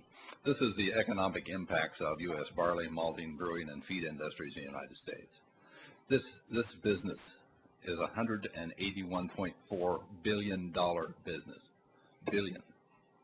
So I thought that you would enjoy that statement. Now, to give you a little knowledge as far as barley is concerned, there are basically three categories of barley that we raise in the United States. There is feed barley, which has been already referred to, which is used primarily for the use of livestock. There is malting barley, which by far is the largest proportion of barley produced in the United States, and of course that is used for the manufacture of spirits. And we have a new barley called food barley. A year ago, FDA came out with a notification, a health notification as far as barley is concerned, that we have some health benefits equal to those of oats. And so there are three categories of barley. Now, I'd like to start off by telling you a sad story, and this is a very sad story. In the last 20 years, from 1987 till today, my industry has lost 70% of our production in the United States. 70%. The U.S. National Agricultural Statistics Service says the 06 crop is the lowest since barley planted acreage estimates began in 1926. Now, gentlemen, I know this is not your problem. However, one of the reasons for this loss in production is your problem, and it deals with transportation. Of course, there are multiple problems associated with the loss of production, but transportation is the big one. Let me give you an example. For as many years as I can remember, and I need to tell you that I farm at 6,000 feet. I'm an in-the-seat tractor farmer. I'm not a pickup farmer. And so I understand, what farmers are going through. But anyway, we in the barley industry had a great, what we call milkshed industry market in California. We've shipped between 60 and 70 million bushel of barley into this milkshed industry in California. We did. Along comes the mergers. In the mid to late 1990s, along came corn shuttles. Now, I don't have a fight with corn. We'll compete with corn in the marketplace. Where my criticism comes is that this corn is being shipped into the milkshed industry that we used to have, according to the California Corn Foundation, at 120 to 145% of variable, while our barley that was being shipped into California is now being shipped out of our two major barley producers, two of our major barley producing states, North Dakota and Montana, at between 250 and 450% of arable. What we have in that situation is we have an industry, a transportation industry, that dictated the marketplace for our commodity. We no longer ship hardly any barley into the milkshed industry. We ship 200,000 ton or 200,000 bushel a month into this industry, where we used to ship, 70 million. So this is a first example that where a transportation issue is decimating our industry. I've got a graph here, and I'll enter it into the testimony later on, but I want to show it to you, and I apologize because it's small, because I just thought of this last night. But if you look at this top graph right here, this is the history of barley. It's interesting. 1986 here, we had 12 million acres of barley. Now, I understand this first drop down to 8 million. I understand that. That was a government program called CRP, the Conservation Reserve Program. Barley is usually raised on marginal lands. Example, my farm at 6,000 feet. I can't raise anything else. But anyway, when CRP came in, we saw a significant decline in barley production. But then it leveled out because that ended the signups.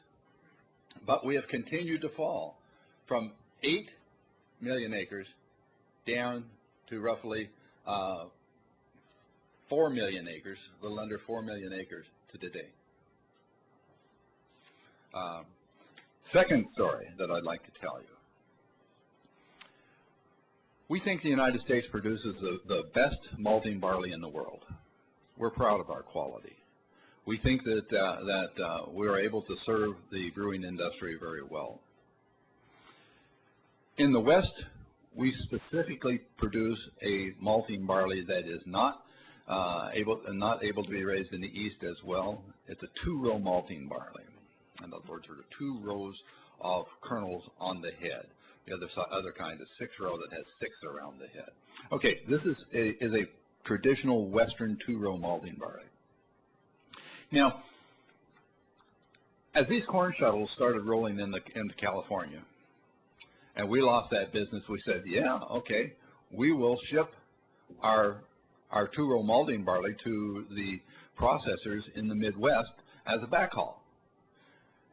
In my other life, I used to run trucks. And I always wanted to run these trucks loaded both ways as much as I possibly could. It only made sense. And as we addressed this situation with our carrier, they said that it does not work well with their shuttle policy or their strategy. And so they basically refused to haul our malting barley to the Midwest as a backhaul. So this ends up causing us a problem. In the last year, Western 2-row malting barley lost between 20 and 30% of our contracted acres. Now, where did this production go? Because obviously the world, or the United States, that's where we're talking today, wants to have the spirits. Where did this come from? This came from our friends in the north. Because they were able to ship this barley, they can raise 2-row malting barley also. They were able to ship this barley to replace the market that we as U.S. producers should have had, could have had, if we could only have got it to them. On the world side, Secretary Knight talked about treaties, trade treaties. WTO stands out in all of our minds, the bilaterals, the multilateral treaties. And I say this, I say the United States government is wasting their time working on international trade if we, the producers of America, cannot get our product from our farm to the export origins economically and competitive with the world situation. Wasting our time. Now, I am not here bashing railroads, because I want you to know that railroads are extremely important to my business. If I could not deliver my malting barley, which I'm under contract to Idaho Falls, Idaho, to have it put on a rail either on the form of barley or as a form of barley malt, I'd be out of business. The difference in my area last year between malt contracts and feed barley contracts. $6.75 a hundredweight for malting barley contracts, $3.50 for feed barley per hundredweight. Now, I'm out of business if I cannot ship my malt. And you have to take into consideration those who are receiving my barley. In Idaho, well, across the barley industry, our contracts read that we are paid a storage fee by those that we contract to. I found it very interesting that one of our major brewers last year had storage capabilities available in the east, but were paying farm storage in the west and could not get that grain from the west to the east into their own storage. It cost them literally millions of dollars. Now, in conclusion, I'd like to leave with one thought. I'm not bashing the railroads. Railroads are as important to us as are our tractors. However, railroads are a little different than tractors. We have a choice. We can purchase red, green, yellow, or whatever in the tractors, yes. Most of our production areas are captive to one railroad that has the power to dictate our markets through rates and services without an umpire. Folks, you're the umpire. We're appealing to you to work through this situation. Thank you very much. Thank you, Mr. Hayes. We'll next turn to Mr. Steve Brown of the U.S. Dry Bean Council. Welcome, Mr. Brown. Thank you. Good morning. My name is Steve Brown, and I'm from Holyoke, Colorado, which is a small town of approximately 2,000 people. I'm the general manager of Jack's Bean Company, LLC, which is a hybrid cooperative with growers from Colorado and Nebraska. Our growers produce specialty crops, and we're similar to what some of the testimony earlier it was in that we, a lot of our crops are sold identity preserved or on lots, which leads to small quantity shipments, single cars at a time. We sell the light red kidney beans, pinto beans, yellow popcorn, and black beans. These are processed and marketed and shipped both domestically and internationally. I'm proud to serve as the president of the Colorado Dry Bean Administrative Committee, which is a state checkoff representing dry bean growers in the state of Colorado, representing both growers and dealers. I'm also honored to serve as the Vice President of the United States Dry Bean Council, which represents growers, dealers, and end users with production from 17 states. It is in that capacity which I'm speaking today. The U.S. Dry Bean Council is an avid member of the Alliance for Rail Competition due to the critical need for competitive rates, minimum levels of service with adequate equipment, and sidings from our railroads. The railroads have had many mergers which has eliminated competition and created monopolies. We did not have a choice of railroads when shipping our product, as there's only one railroad to choose for many. This is the same for many of our customers who receive the product in railroad cars. This lack of choice from the resulting monopolies affects freight cost, lack of equipment and siding, and no minimum consistent dependable service. The railroad's historical actions are consistent with monopolies that they are today. An example is how the railroad leases and sells the land granted to them when the railroads were originally built for the public benefit. We have no control on lease rates for the railroad land where our grain elevators and buildings were built. Years ago, there was no choice if you wanted to have railroad access but to build grain elevators and buildings upon the railroad land. Later, we were subject to arbitrary increases in the lease rates for the land and cancellation at any time. In my case, the railroad land was transferred to a real estate company that was a wholly owned subsidiary of the railroad. The new wholly owned subsidiary of the railroad company decided to sell the land at extremely high prices with no negotiation or third-party review of the price arbitrarily established by this new company. You were forced to purchase the land or move your grain elevator or allow it to be sold to someone else. We made the choice to pay the railroad price as it was the best choice in a very bad situation.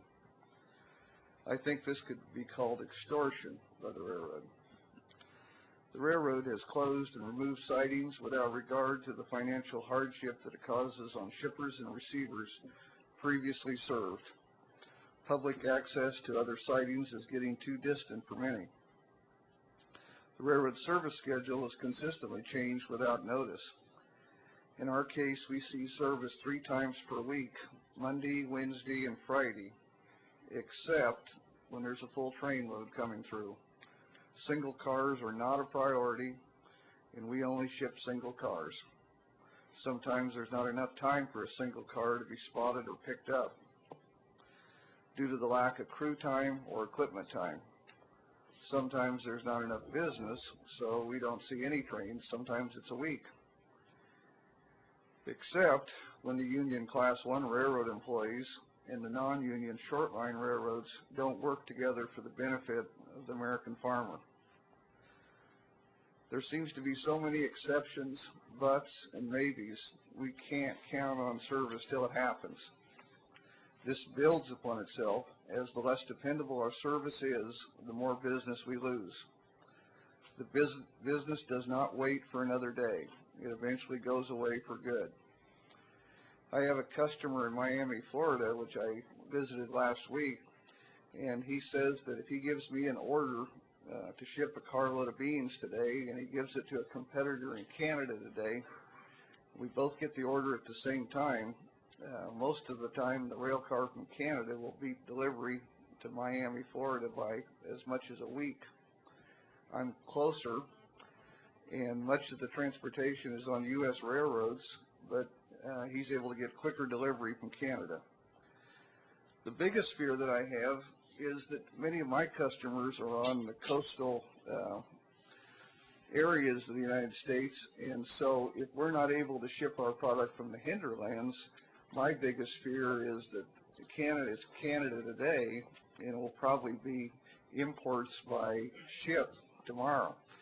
And we see a tremendous amount of competition from places like China, and I see the day coming to where we're going to have more and more competition. It's easier and cheaper to bring it into the coast rather than ship it from Colorado and Nebraska.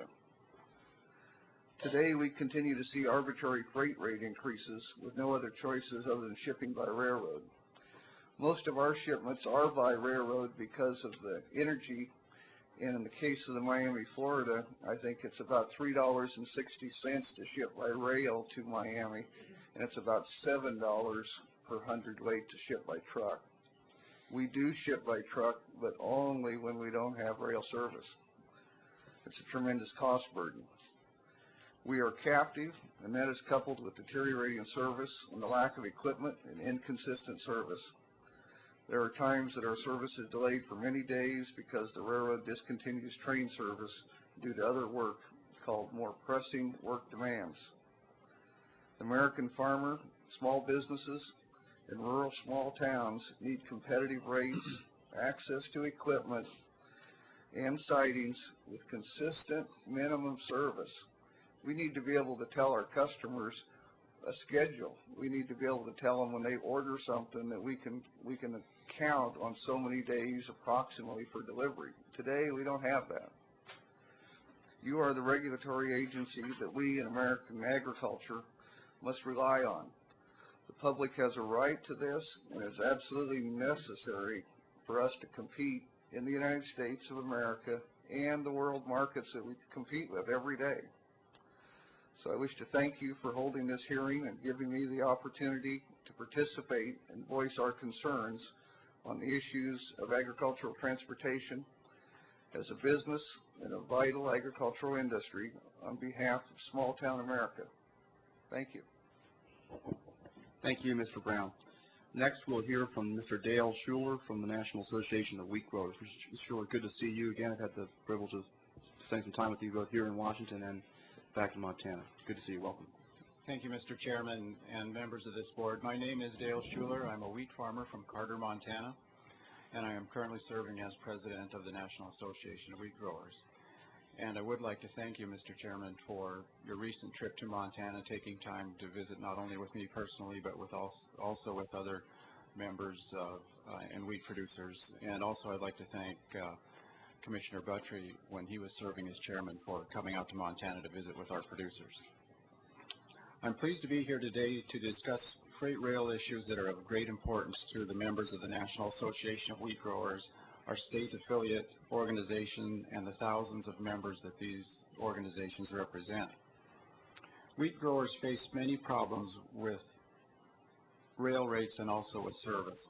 Helping our members find solutions to these problems remains one of our top priorities. Rail concerns are not entirely unique to wheat growers, as you've already heard. We have joined other captive shippers to help find these solutions on these issues as a member of the Alliance for Rail Competition. The wheat industry believes that a viable railroad industry is necessary and critical for our continued success. But since the passage of the Sagers Railroad Act in 1980, the degree of captivity in many areas and wheat regions and industry regions has increased dramatically. Wheat growers have experienced declining local service, higher rates, and are forced to pay directly an increasing share of the transportation cost. 20 years ago, there were multiple transcontinental railroads serving many regions of the country, but now because of the dramatically rapid expansion of consolidations and mergers, we are increasingly served by only one single railroad in many of our areas. In the wheat industry alone, there are substantial pockets of captivity in 17 states: Arizona, Colorado, Oregon, Washington, Idaho, Montana, North Dakota, South Dakota, Minnesota, Nebraska, Kansas, Oklahoma, Texas, Maryland, Virginia, and North Carolina. All are experiencing captivity, which makes up a majority of the wheat growing land in this country. The cost of transporting wheat at times has represented as much as 1/3 of the overall price a producer receives for his grain. And as you have heard, farmers, unlike other businesses, are price takers. We're not price makers. We do not set the price for our grain. And because of this, we cannot pass our cost on to the market or on to consumers. We must absorb all of these costs. Farmers directly bear the cost of transporting our grain. These costs, these expenses come directly from our bottom line. In my home state of Montana and North Dakota, rail rates are between 250 and 400% of variable cost. This is far above the Surface Transportation Board's threshold of rate reasonableness, which, as you know, is currently 180%. Though these are among the highest freight rates in the nation, grain rail rates in excess of 250% more than variable costs can be found virtually in all of the states that have captivity issues. Differential pricing theory, which this board has subscribed to for many years, is based upon the concept that when a rail market has excess capacity or non-revenue adequacy, railroad companies should be allowed to make up these lost revenues in other areas that lack competition.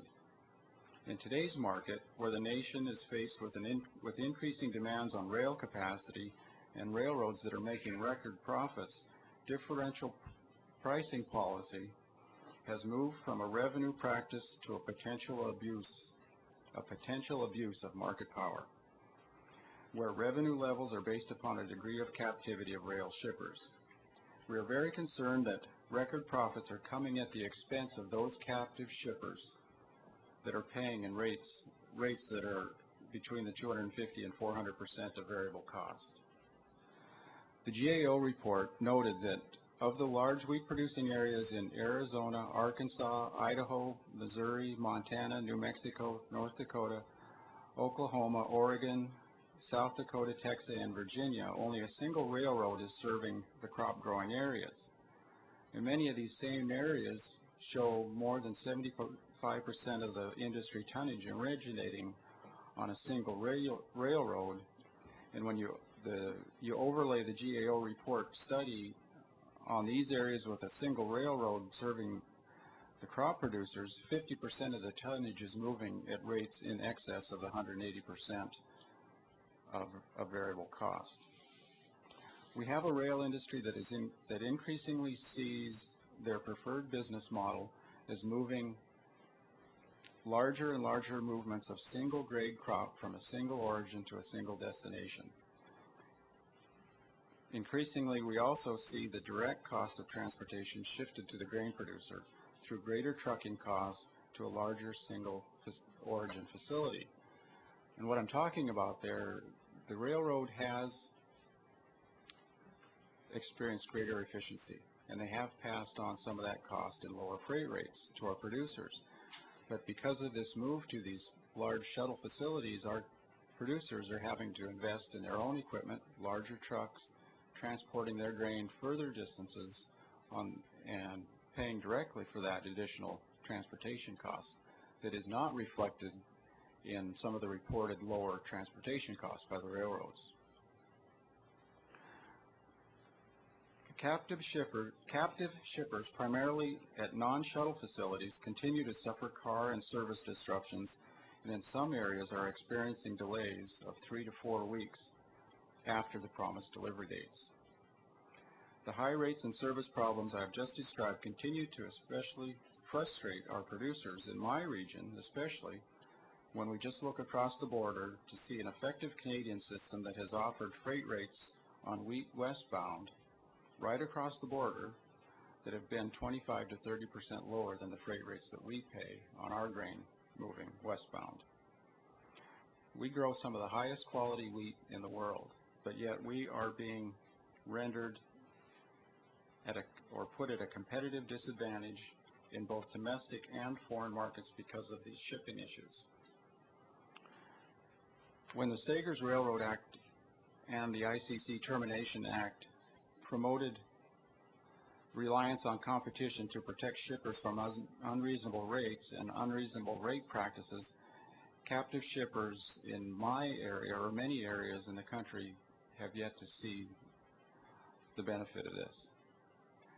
This board has been given the authority to resolve disputes between captive shippers and railroads and has previously established rate relief processes. These processes themselves are expensive, these processes are complex, and continue to be out of reach of many of the grain shippers, both large and small. We believe that this board could be taking more steps to enhance competition in the rail industry and agree with the GAO report that said an assessment of competitive markets should be conducted to provide more information about the extent of captivity.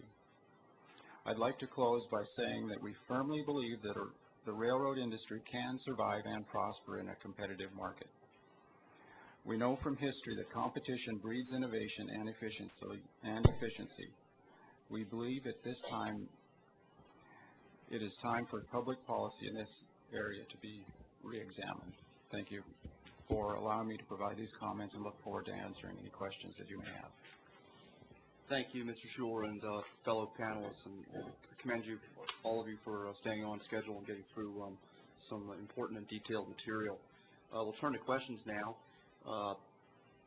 and I'd like to ask, there was some mention earlier in the panel of concern about retaliation, that this board might have had more witnesses, more testimony, more information presented, but for concerns that the railroad industry would somehow reach out and retaliate in some way. Is there, let me just say this, first, I'd like each panelist to have the opportunity to expand on that if you're comfortable doing so. If you're not now, please know that I expect to hear about anything that would amount to that, either in a confidential manner or otherwise, anything that gets in the way of the work of this board in conducting our lawfully chartered work. And so I have heard those concerns and take them extremely seriously.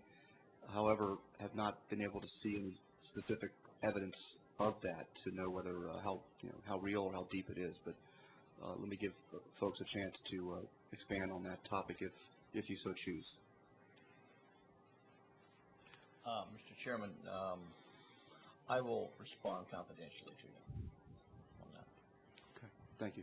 Would any other witness like to speak to that now, or you can each reserve the option? I hear it from time to time. You hear from our members, yes. That retaliation does happen? That they're not all that willing to come forward because there are issues, business relationship issues, yes, and the potential for retribution. It's perceived by the rail customer community, at least a portion of it. If I Mr. could Hayes.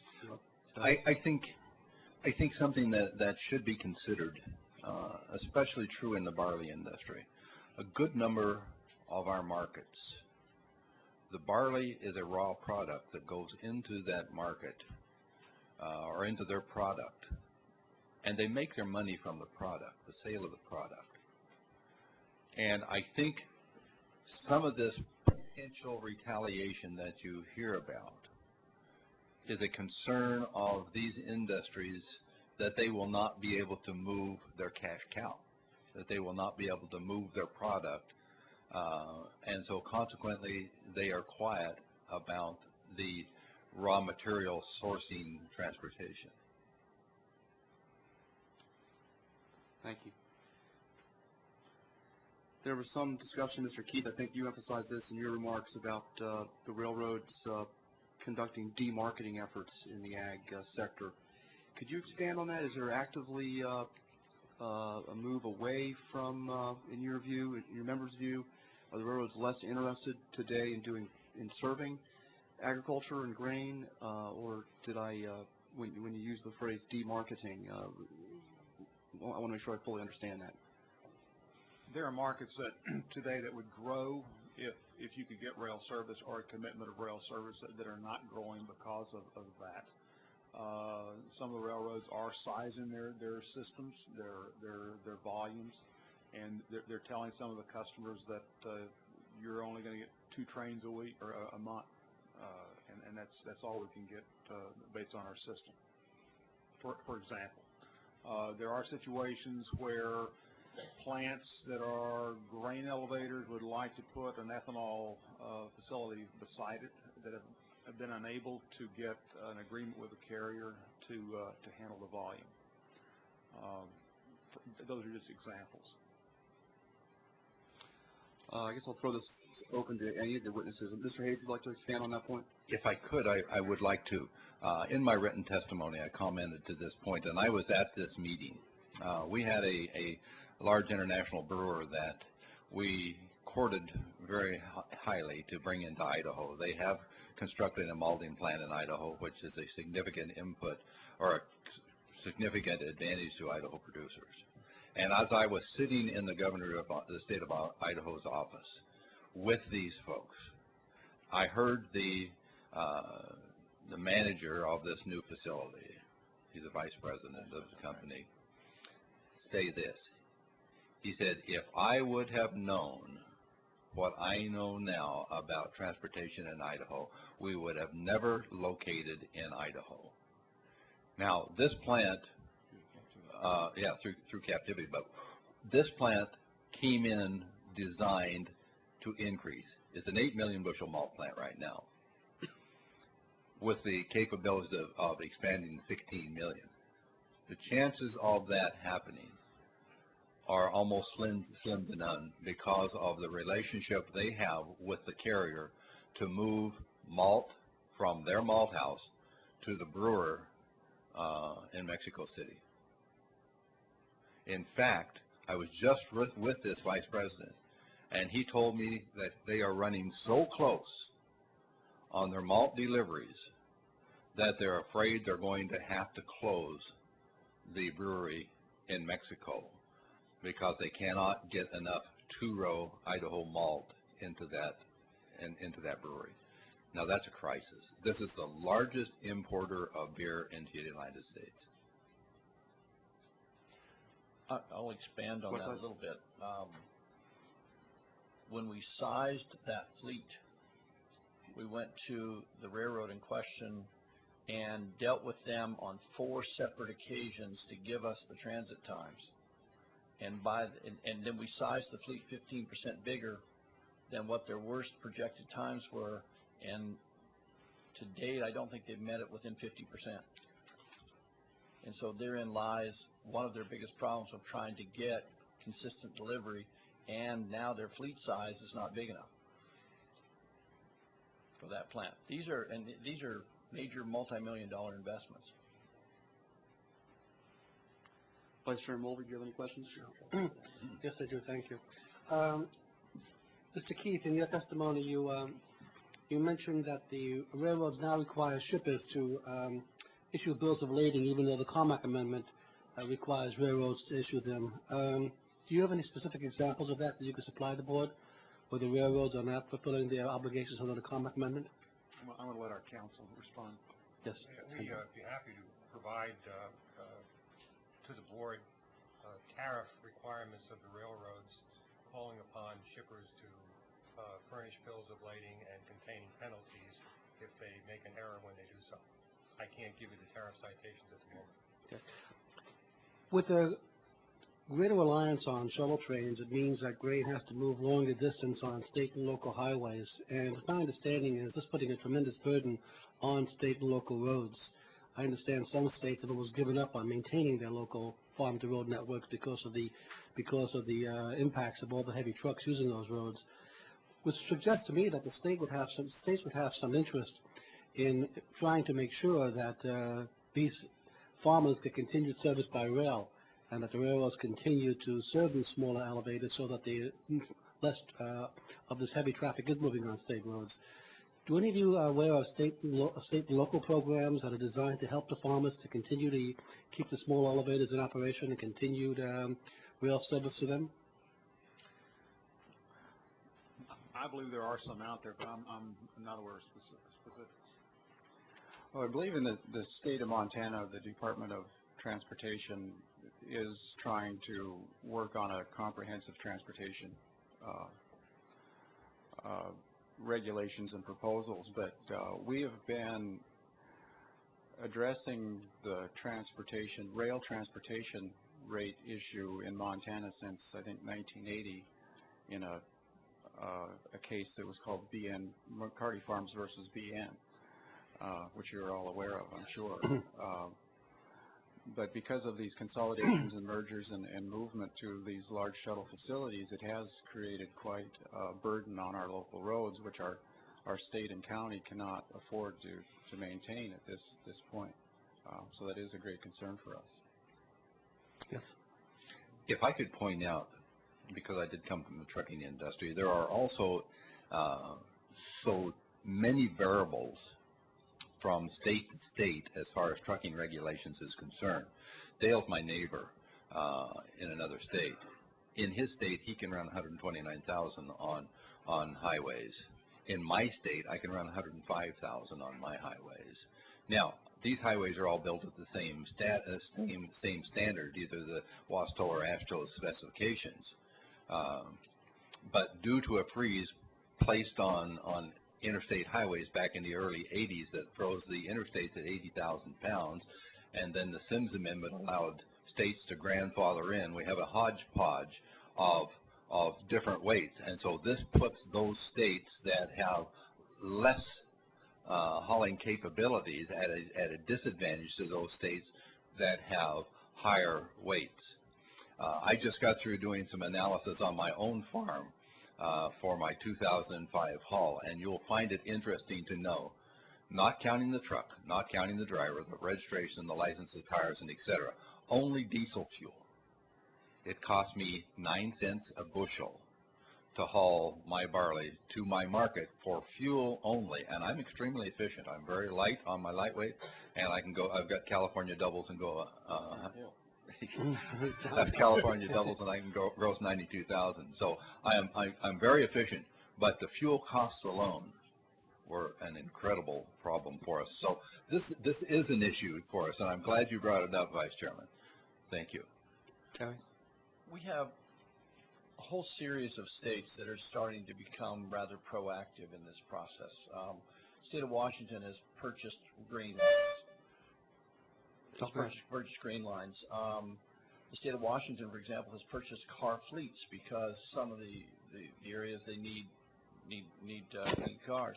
We have states in the Great Plains that have purchased access lines to competitive rail to start to see if they can solve some of their own, even into another state, by the way, which is interesting.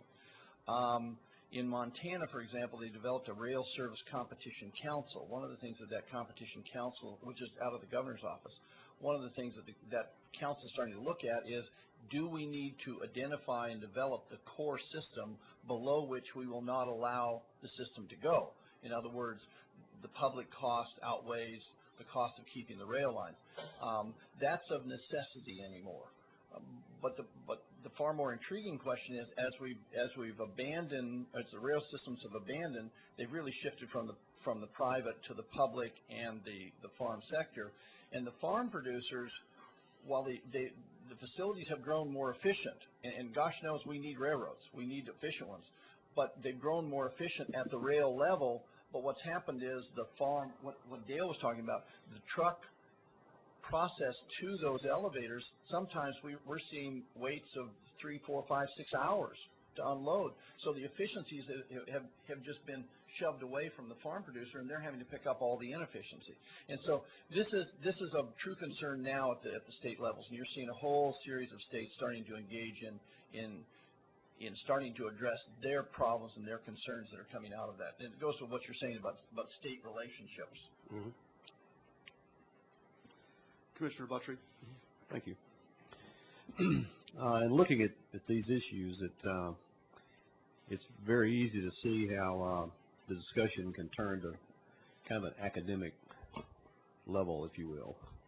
But if your grain farm is in Big Sandy, Montana, it's not academic. It's emotional. Mr. Hayes, you said that if you don't grow barley, you don't grow anything. That's correct. I mean, I think that's what I heard you say. That is correct. There is wheat grown, but remember that we feel very fortunate to have 100 days between snow and snow, mm-hmm. because of our elevation and we're in Idaho, mm-hmm. so we don't have rotational crops. People ask me what my rotational crop is, and I say barley. They say, "What's your major crop?" And I say barley. Mm-hmm. That's what I raise. So you get one crop. You get absolutely one crop, and we're tickled to death to get one. Right. Now that crop does not require you to leave the land fallow. No. A year before you grow it again. No. You can actually grow it every season on that land. I do. Yeah. At 6,000 feet, he gets 6 feet of snow every winter, so he gets plenty of moisture. He's thankful for the moisture, I'm sure. And the cold weather, of course, is a factor there too, because of the cleansing power of freezing. Right. Right. Sometimes in these academic discussions, Mr. Schuler, people say, well, those farmers in Montana, they can store their entire harvest on the farm, and then they can hedge. They can use that to hedge their pricing strategy, et cetera, against what the market is.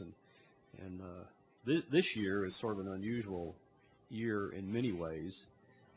We probably should have had this hearing last year, maybe, I don't know, but this year is somewhat of an unusual year, sort of an anomaly, if you will, in the market and the pricing and everything. Of course, the price is controlled by a global pricing system over which the farmer has no control. But the argument sometimes is made that really the argument that they're really being hurt by the basis system and so forth. They really are able to take advantage of these price fluctuations in the market because they can store their harvest on the farm. But if you talk to producers, they say that there's a fallacy in that approach. I really would like to get on the record, if we could, and I think this is probably the best time as any, probably the best time to get on the record the sort of way that works in the global marketplace, if you will. And we all know that the farmer pays the transportation costs, but there are other parts of that system, if you will, global pricing and global marketing system, that operates against the producer as well. If we get a little information on the record, a little more than what we have right now, either right now or later on, that would be helpful to us. And anybody in the whole panel can comment on that. I just picked Mr. Schuler out because I know where he is. Well, I can certainly comment on part of that. To begin with, as farms have continued to expand, primarily to take advantage of economies of scale because of the margins are getting slimmer and slimmer in our industry, We no longer have, or many farms no longer have the capacity to store all of their grain on farm after harvest. So we rely on the commercial grain facilities and also the railroads to be able to handle much of our grain even at harvest time. And then with grain that is stored, much of the overseas demand comes throughout some of the early in winter or early fall and winter months. So we see an improvement in the price typically in November to March time periods. So we are required, in order to take advantage of some of these higher prices that we see in that time frame, to deliver within the restrictions of that time. Also, in storing grain, there's additional costs involved in that. Just to maintain the quality, there's cost involved, but also because of opportunity cost to that money, many of our producers have to borrow their operating capital. So because of cash flow requirements, are forced to market their grain to address those cash flow situations. Anyone else want to speak to Mr. that? Buttrey, if I could, please, and I'm sorry if I'm monopolizing the time. A few years ago, I served as president of Idaho Grain Producers Association, which is the political arm of the grain producers in Idaho. And I met with a group of Japanese marketing folks in Lewiston, Idaho, at our port facility. And they presented to me a nicely wrapped box. And in the box was a variation of sticks, rocks, dead birds, and animal feces that came from ground piled grain. This group of marketers told me that Japanese custom was to return these commodities back to the point of origin. Now I tell you this story because this is a horror story to me.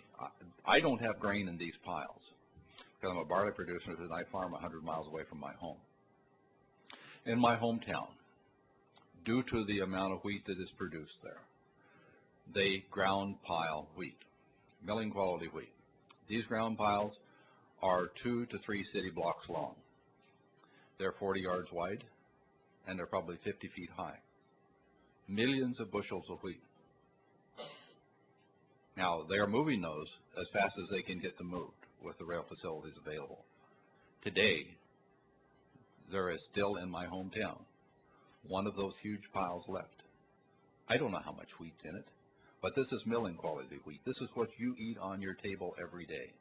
Now, we don't like to publicize that, but the reason for this is we can't move it. This, as you mentioned, is such a crazy market right now. These growers would like to get this wheat shipped and money in their pocket. They don't raise that stuff to see it sitting on the pile. They raise it to put money in their pocketbook. And because of the fact they cannot move those piles, it's costing them, tremendous amounts of money. Can they store all of this on farm? Goodness sakes, no. Too big of an expense when you look at the margins that they have there. One quick point. I think what you'll find too, if you look at the facilities in the marketplace, there's more capability of storing in the northern plains, but the further south you go, what you'll find is that there is not as much on-farm storage. So like in Kansas, for example, there's very little on-farm storage compared to the northern plains. And so that hedging is not, you can't do that as much down there. You can do it on the pricing as you're contracting in, but the reality is for holding and hedging, on the farm, it's not as prevalent as you go south. We have several of our members on the next panel that have particular expertise in this kind of a market analysis, and I would encourage you, Commissioner Buttrey, to inquire of them what's driving the market and the carries in the market, because that's really what's telling the farmer or the elevator, do we want your grain today or do we want you to store it for the future? In the case of our dry beans, Mexico is a large customer for us, and under our present NAFTA agreements, we have windows where we're allowed to ship. And one of our largest shipping windows is harvest is generally in September, and that shipping window ends September 30th. So if we don't get the cars and get the transportation to make it across the border by September 30th, that market is effectively closed until the next shipping period.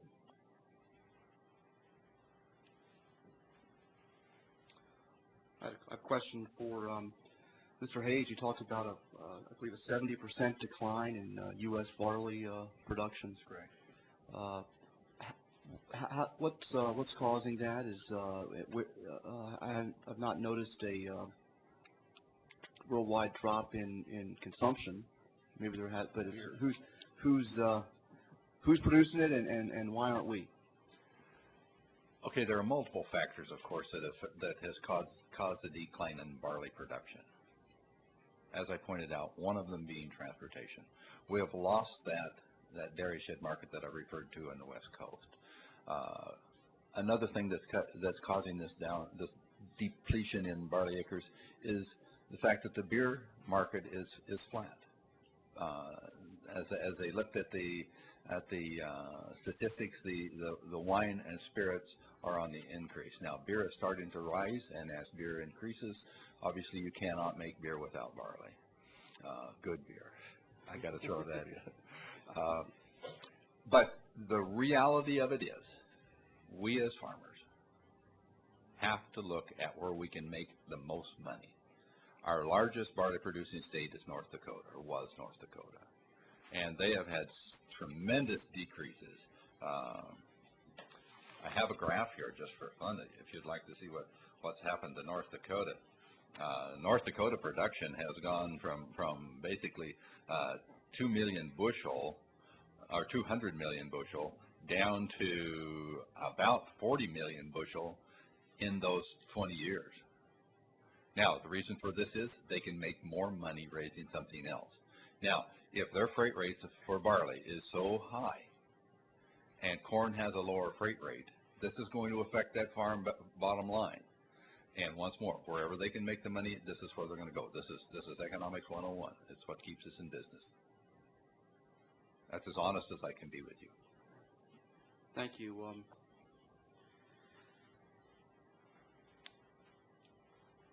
Vice Chairman Mulvey, any additional questions? Yeah.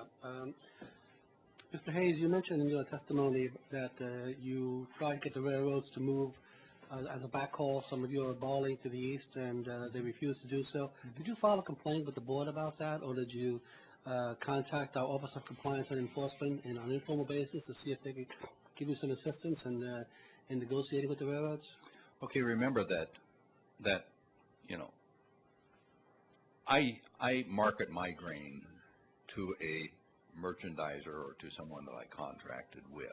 Mm-hmm. These folks are the ones who try to negotiate these back hauls, and you know, it's basically out of my hand as either a national president or as an Idaho Barley Commissioner, because we're not in the retail sales business.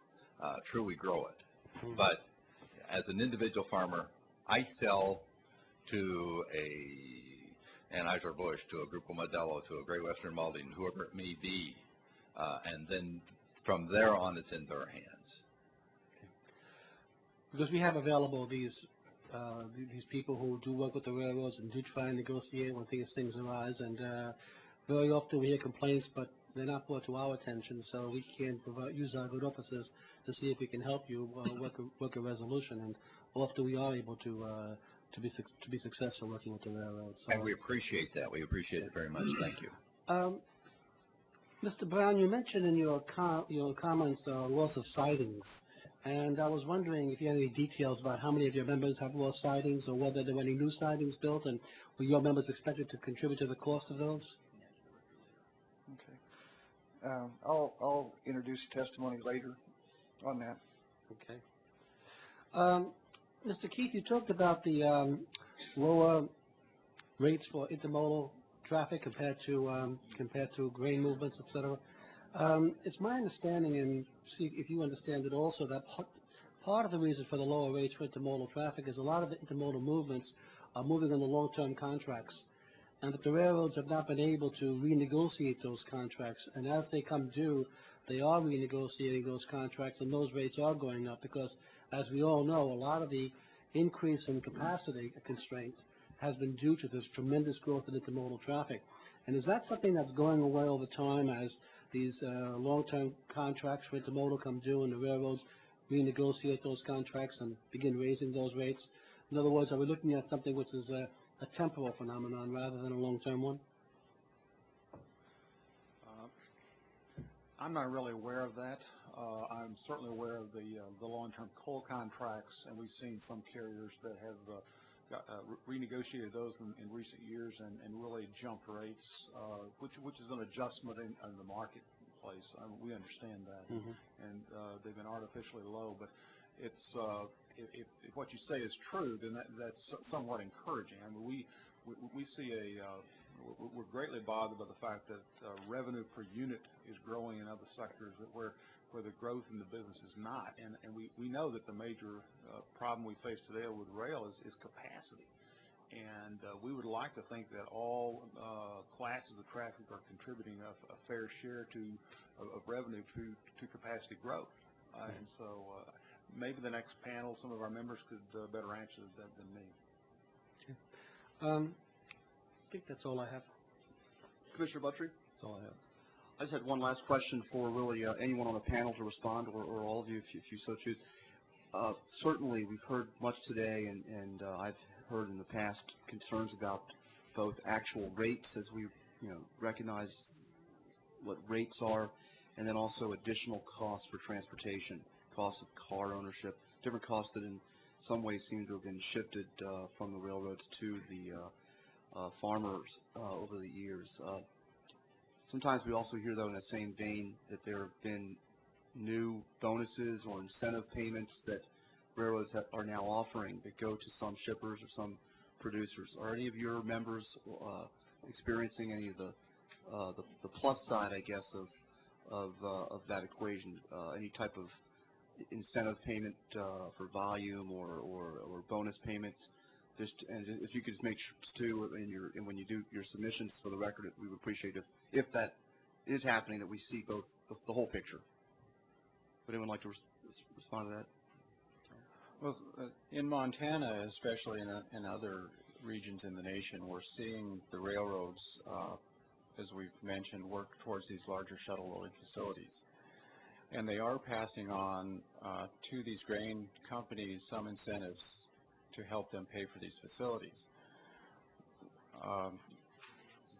Along with that, though, a lot of that transportation cost has been shifted over to our producers because of the greater distances that we have to ship the grain to that facility. But because of these, some of these incentives that they're offering to these shuttle loading facilities, I think that we may see an increased number of those to fill in some of these holes, and I think some of the rail companies are encouraging that, and they're working with some of the grain companies to fill in holes that we're having to ship grain out of to these other facilities. So those payments do help fund the construction of new facilities, and if that trend continues, that may decrease some of that cost to our producers. So we do encourage that practice by the railroads to offer those incentives, because hopefully some of that does get passed on to our producers. I guess I'll echo that. I think that one of the things that we have to recognize too is that this is never done in a vacuum. We sit down and we work with the railroads. One of the things that the railroad that serves Montana has done, I think in the positive, is that they've sat down and said to us, maybe we can't put shuttles everywhere, and we've shown them places where maybe they've got to keep 52s because we have a stratification of grain, and we also have grain fairly far apart, and so what I'm saying is this is not always done in a vacuum, but I think the thing that we need to recognize too is that not all of the reduction in rates is being transferred back to the farm producer. We're seeing in large cases where their costs are actually going up, and that'll be part of the studies that we complete over the next couple of months to try to show you a little bit about it. We'll try to quantify exactly how much that is over the last 10 and 20 years. But I think coming up in the next panel, Terry Voss can talk a lot about, I admire these guys for coming because I think it's important. They can talk a little bit about some of those transfers of costs and helping in the facility building that's going on. Thank you. Mr. Chairman, just let me comment, if I can, that where there are incentives provided for the construction of some of these facilities, they're generally tied to shipping requirements as well. It's not simply a question of constructing the facility, but the incentive is there based upon the usage of the railroad when the facility is constructed, which is understandable, but just so you don't have the impression that it's more or less of a gift. It's not. And secondly, the grain facility is basically a private facility, unlike, let's say, intermodal facilities, where the railroad very often bears the entire cost of that facility. The grain facility, contributions by the railroad are not, to my knowledge, ever for anything approaching the entire cost. Thank you. Would anyone else like to address that question? I think if you, Kevin Kaufman is coming up for the Burlington Northern, and he can answer some of those kind of questions too. Commissioner Buttrey, Commissioner Mulvey, any other questions? Thank you. We'll dismiss this panel. Thank you again. The record will remain open until January 12th. We will now rearrange the schedule slightly just to accommodate the Government Accountability Office and invite Ms. Jayetta Z. Hecker, the Director of Physical Infrastructure Issues, to be our next witness. And we will also take, though, before she begins, a 10-minute break and reconvene promptly at 12:26. Thank you. 10 minutes? Commissioner Butler, I was going to comment when you said that agriculture was soft to your hearts, or you had a soft spot. I was going to comment that as a farmer, I think we must have a soft spot in our head to still be in agriculture because of our increasing input costs. It's really getting hard. It is. Where did you come from in that? Middle Tennessee. Pardon? Middle Tennessee. Middle of Tennessee. Oh, so you The farms are very small. sure. But you understand working side hills. Yeah. Pretty decent spread in your part of the world, like 5,000 acres. Pretty good spread there. 500. Thank you very much. You're welcome.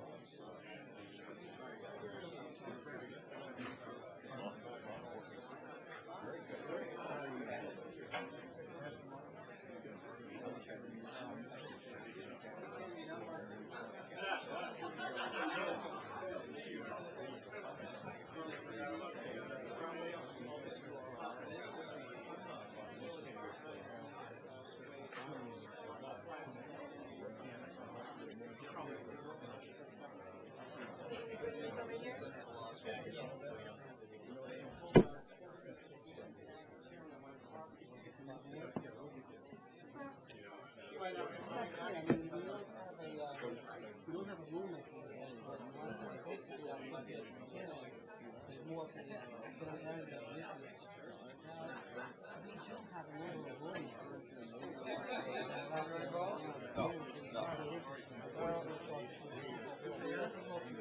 What's the clicker, and how about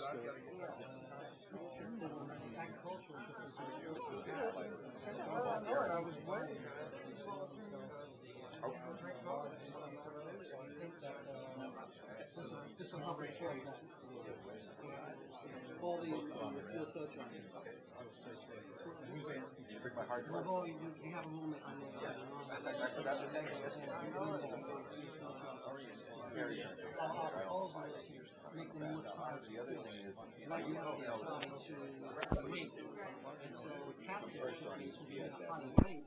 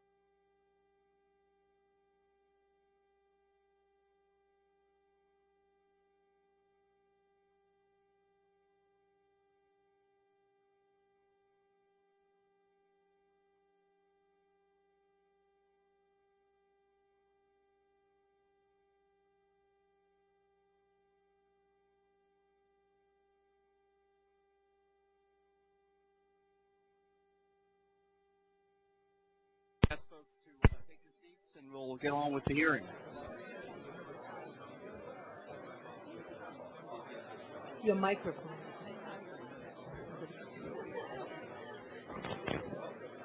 If folks could please take your seats and we'll resume the hearing. Thank you.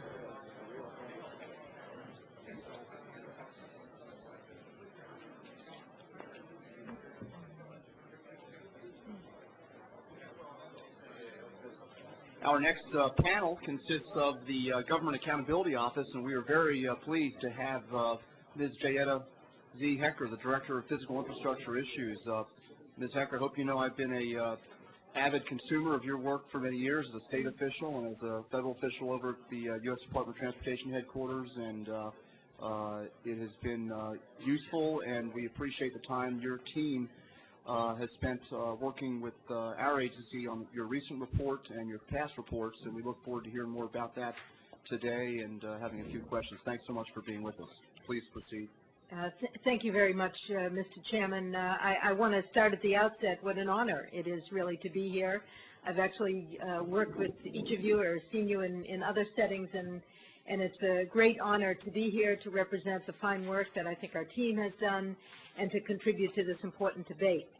I have a brief slide outline. It's not really new. I'll try to go through it briefly because it really is just highlights specific excerpts from the report, and I suspect you have some familiarity with it, but I'll try to briefly highlight some of the key things. As you know, this was a request by several senators, including Chairman Lott, and a bipartisan request from Senate Commerce Committee staff. Slide 2 basically outlines the objectives that they posed to us, looking at changes in the industry in the entire period since enactment of the Staggers Act, looking at both rates, competition, and captivity. The second objective was to look at what actions the STB itself has taken to address captivity and competition issues, including what kind of alternatives have been considered. And then thirdly, to look at freight demand projections for the medium to long term, the capacity of the railroads to meet that need, and what kind of public role might be appropriate. I think you'll agree that this was an enormously complex and difficult task. I think if you're aware of our work in the past, we have jobs just on aspects of one of these questions, and the challenge to try to do the entire breadth of issues in one report really affected the scope and depth and rigor that we felt we could apply to what clearly are enormously important issues. But on slide 3, I'll quickly review the methodology. We followed our prior work in terms of using the Waybill sample and building on an index that we had created for standardizing the look-at rates across different commodities and regions, and went back and did that from an 85 to 2004 period. Then, of course, we talked with all the affected parties, all the Class 1s, many of the Class 2 and 3, all the key associations, and many state governments as well as academics.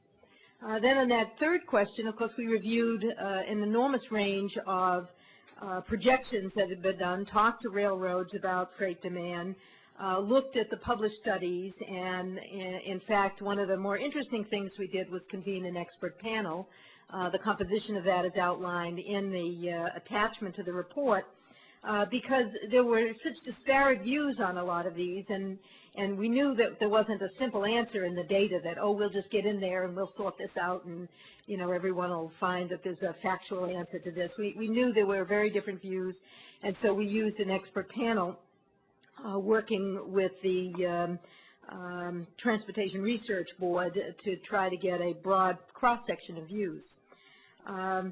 Now, one of the important things that I should mention about the methodology, and we're often very careful to note some of the limitations in the methodology, is that given the range of the issues that we were looking at, we excluded any attempt to look at service. I have to tell you that came up quite a bit. We heard an awful lot about it. We know it's inextricably related to issues of meeting the needs of shippers. We know it's an issue that you've looked at.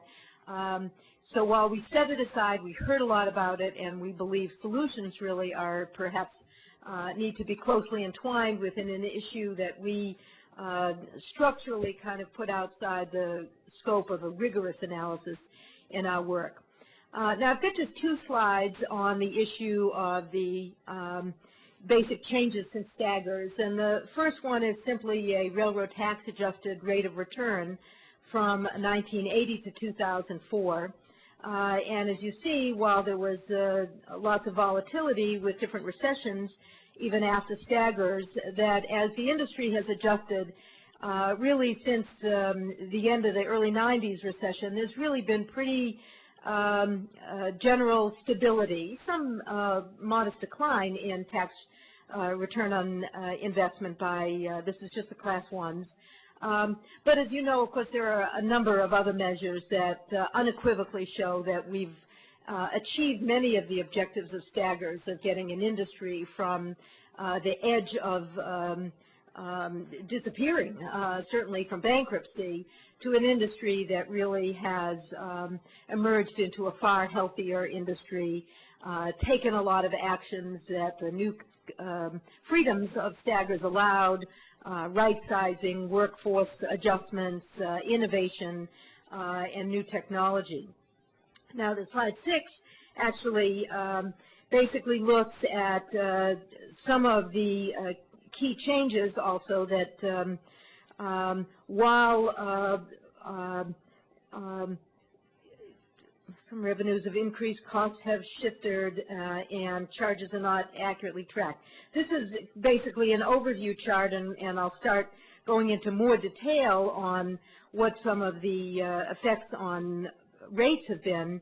But as you've heard from the prior panel, and as you well know, that a limitation of looking at just rates is that some of those rates costs have shifted, and some of the reporting of revenues is not really complete or consistent.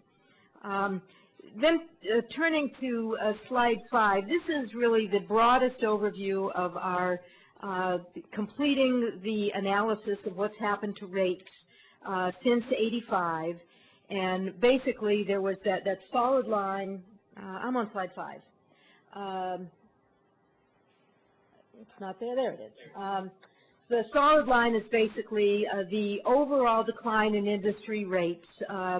It's in nominal terms, but because we did it as an index, it was a constant basket of goods, so that it has some inherent integrity just by itself. But of course, what we did is add the GOP deflator on the top, basically comparing what happened to actual rates, which have gone down, is that the GDP deflator during that same period was going up pretty rapidly. So if you just wanted to try to deflate, which isn't a perfect process of applying that deflator, you have even a more significant decline in real terms in rates. Now I go to slide 7, which breaks this out by different commodities and begins to outline that most commodities actually did decline, but actual nominal rates for grain have increased over that 20-year period. In real terms, again, that would be somewhat less, but it still stood apart from really all of the other commodities. The next chart begins to try to probe into the issue of what's happened to competition and captivity. This is a very simple chart. Of course, everyone knows that we've got increased concentration in the industry.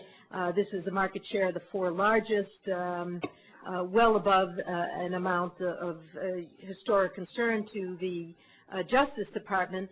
But I think none of us believe that an aggregate national market is really a useful one, and therefore a lot of our work tried to break this down into more relevant markets, either by commodity or by route. Now, of course, the next slide is why competition is so important, and I suspect none of you have to be told that. You know that competition has enormous benefits. But I think this is a wonderful chart that is basically a market where there was a single railroad in the early period, and you see the rates, everything is masked to not have this reveal proprietary data, but you have relatively stable rates at a certain amount. Then the dotted line is a new competitor, a new railroad enters that market, not surprisingly at a rate well below the going rate. Takes a while, probably because of the expiration of contracts, for the incumbent to lower their rates. Again, not surprisingly, according to theory, below the rate of the new entrant, and in fact, stayed below the rate of the new entrant for the entire period, but just below. This clearly shows that competition, when it's real, and as you know, this study's about whether there's signaling or, two is not a hugely competitive market, but this is a sign that competition was working, competition brought the rate down, and is enormously important in this sector. Now, slide 10 is basically an acknowledgement that while we try to identify what's happened to captivity, we say at the outset, and I'm sure you all struggle with this all the time, it's very difficult to unequivocally identify the numbers or the geography or the placement of captive shippers, and all of the measures really can have errors, both type 1, type 2, it can go in either direction. So we start with a caution about some of the limits of aggregate data, particularly at the level we were able to complete given the scope of this work. One of the things we did was look at BEA economic areas and looked at the state of competition, the presence of one railroad, two railroads, the change over time of the presence of competition. Again, that's a very imperfect indicator. We talked in the report how it could overstate or understate, but it was an effort to try to get into some of the geography. And then another major factor we used was, of course, the revenue to variable cost.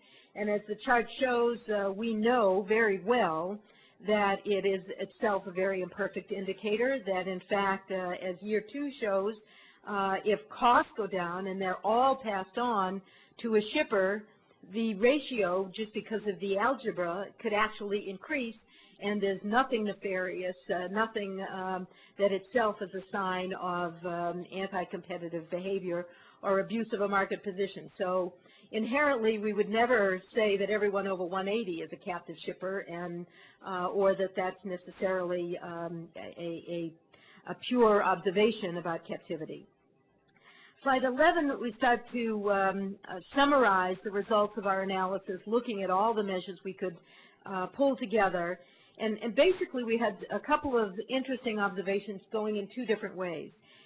In one sense, we had several indicators that appear that the extent of captivity, using imperfect measures, actually appears to be dropping. And I'll go into some of the examples of that. However, at the same time, we observed that the percentage of traffic traveling at rates substantially above the threshold for rate relief, and we used a 300 RVC ratio, has actually increased, has doubled over the period. Now, the next few slides, I'll show you some of the data that we used to come to those observations. Slide 12 is basically the traffic or tonnage and revenue from traffic traveling at rates equal or greater than 180. And you see both of those lines are going down. And, at a faster rate in the early period after Staggers Act, but continued to go down if you regress those lines in the last decade. Now, the next slide is the one using the BEA analysis, and this is a map. The BEA areas are the colored in, and then we overlaid the maps of states, because geography is the way a lot of people look at things, not BEA areas. But basically, this shows that the tonnage with access to more than Class 1 railroad actually increased. Now, what the map shows is the percentage change of tonnage with access to one Class 1 railroad in the last 10 years. So the two lightest ones, the white and the light beige, have decreases in captivity, and the dark gray and the black are increases in captivity, increases in BEA areas that have either a 0 to 25% increase in tonnage traveling with one Class 1, or the darkest areas in parts of Montana, South Dakota, West Texas, Tennessee, have increases in the access to one railroad over 25% in the period. Now, the slide 14 is basically the amount of traffic traveling at rates over 300%. That's the ratio I mentioned before. I think it's interesting that drop that actually occurred after 2002, and we'll be, as you probably know, are now working on the 2005 data to extend this analysis. So we'll be doing some additional analysis to see what happened there. But basically, the amount of traffic traveling at rates over 300 really has steadily increased with this slight turnaround in the last few periods. Slide 15 is basically the same data, but it's on a different kind of scale, and it shows the actual tonnage. You can see the first graph is the 85 period, the second is 2004. So you see the amount, the bottom is 60% of the traffic in 85 was traveling at less than 180, and the amount traveling at less than 180 went up to 69. The 180 to 300 is the next point on the graph. That went from 36, and that declined to 25. But the percentage traveling over 300 went from 4% to 6% over that 20-year period.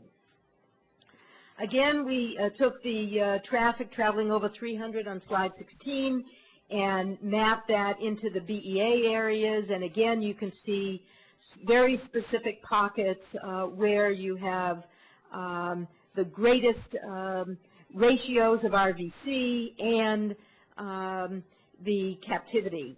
The slide 17 is basically honing in on the two routes with the highest RVC ratios of all of the routes, because we also did this not by region but by routes.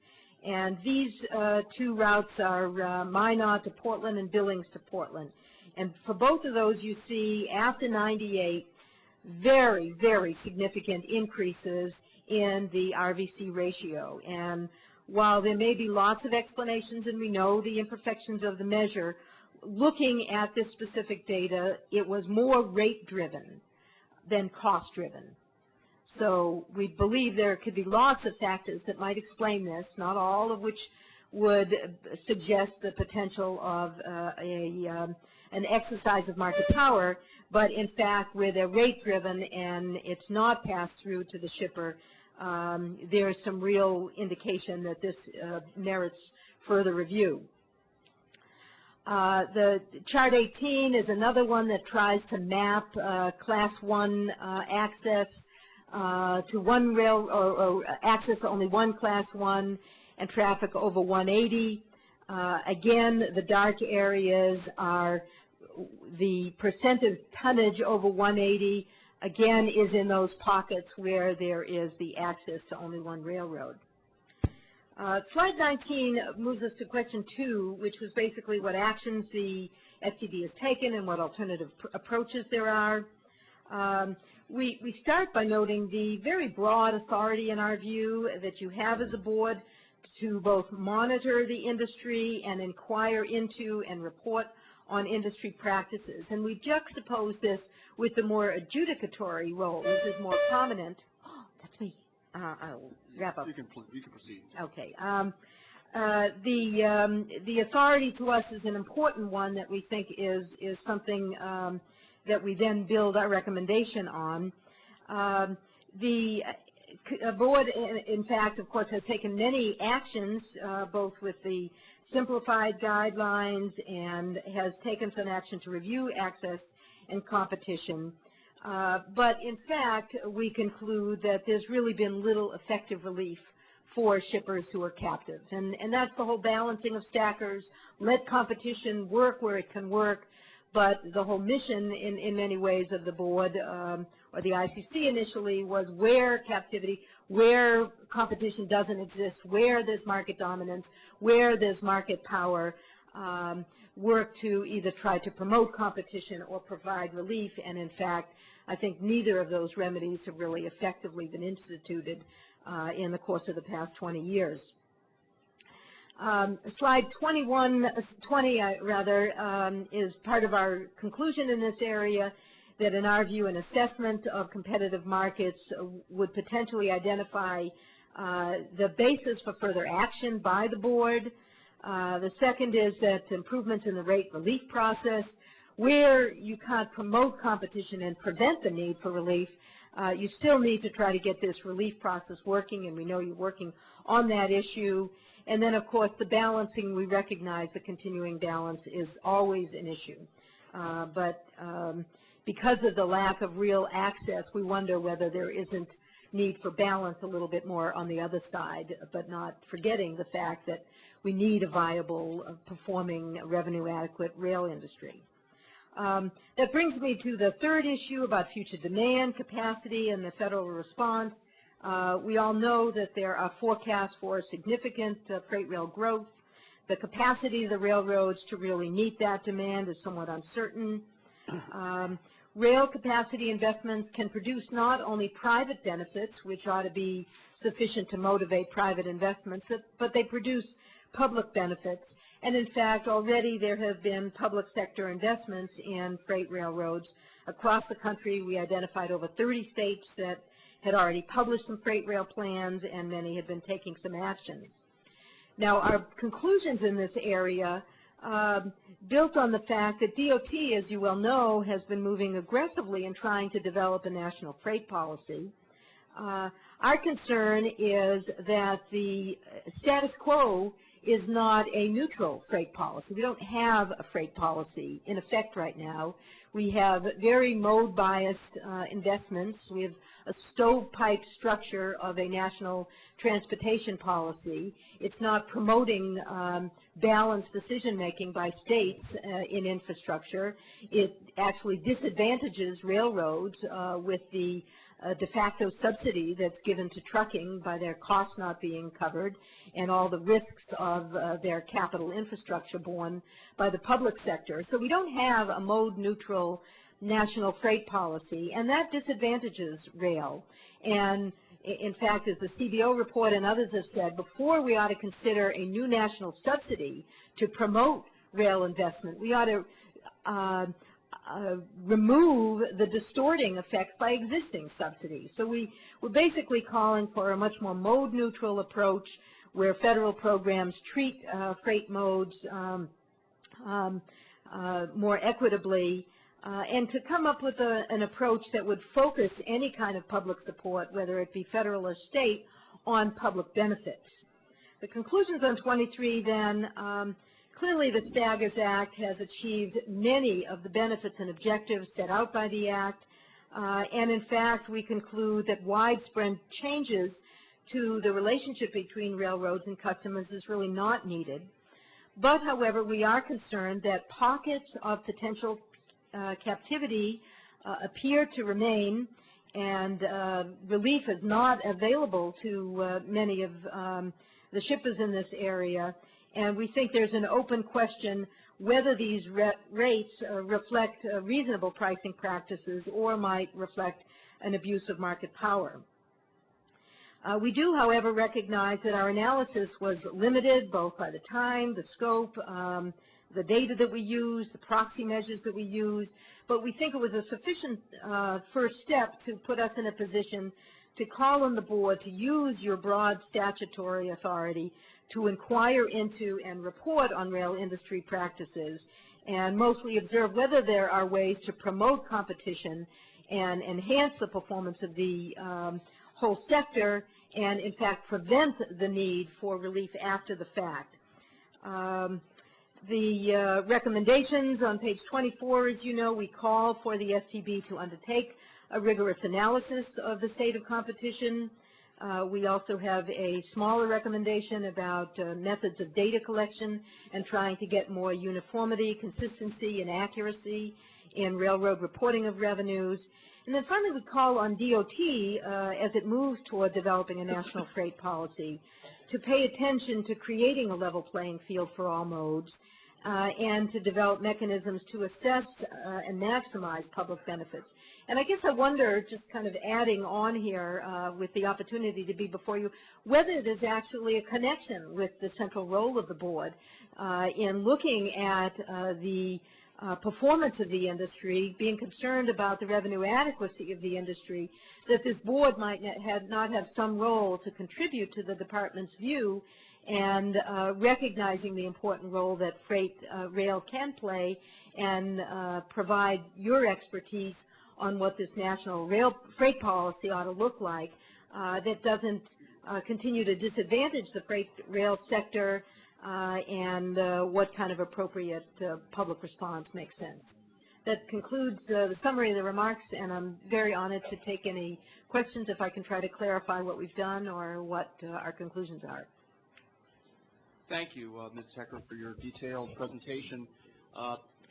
Just a couple of questions. You did reference early in your remarks the expert panel that you relied upon. That certainly seems to be a useful way to tackle a broad and challenging subject such as this.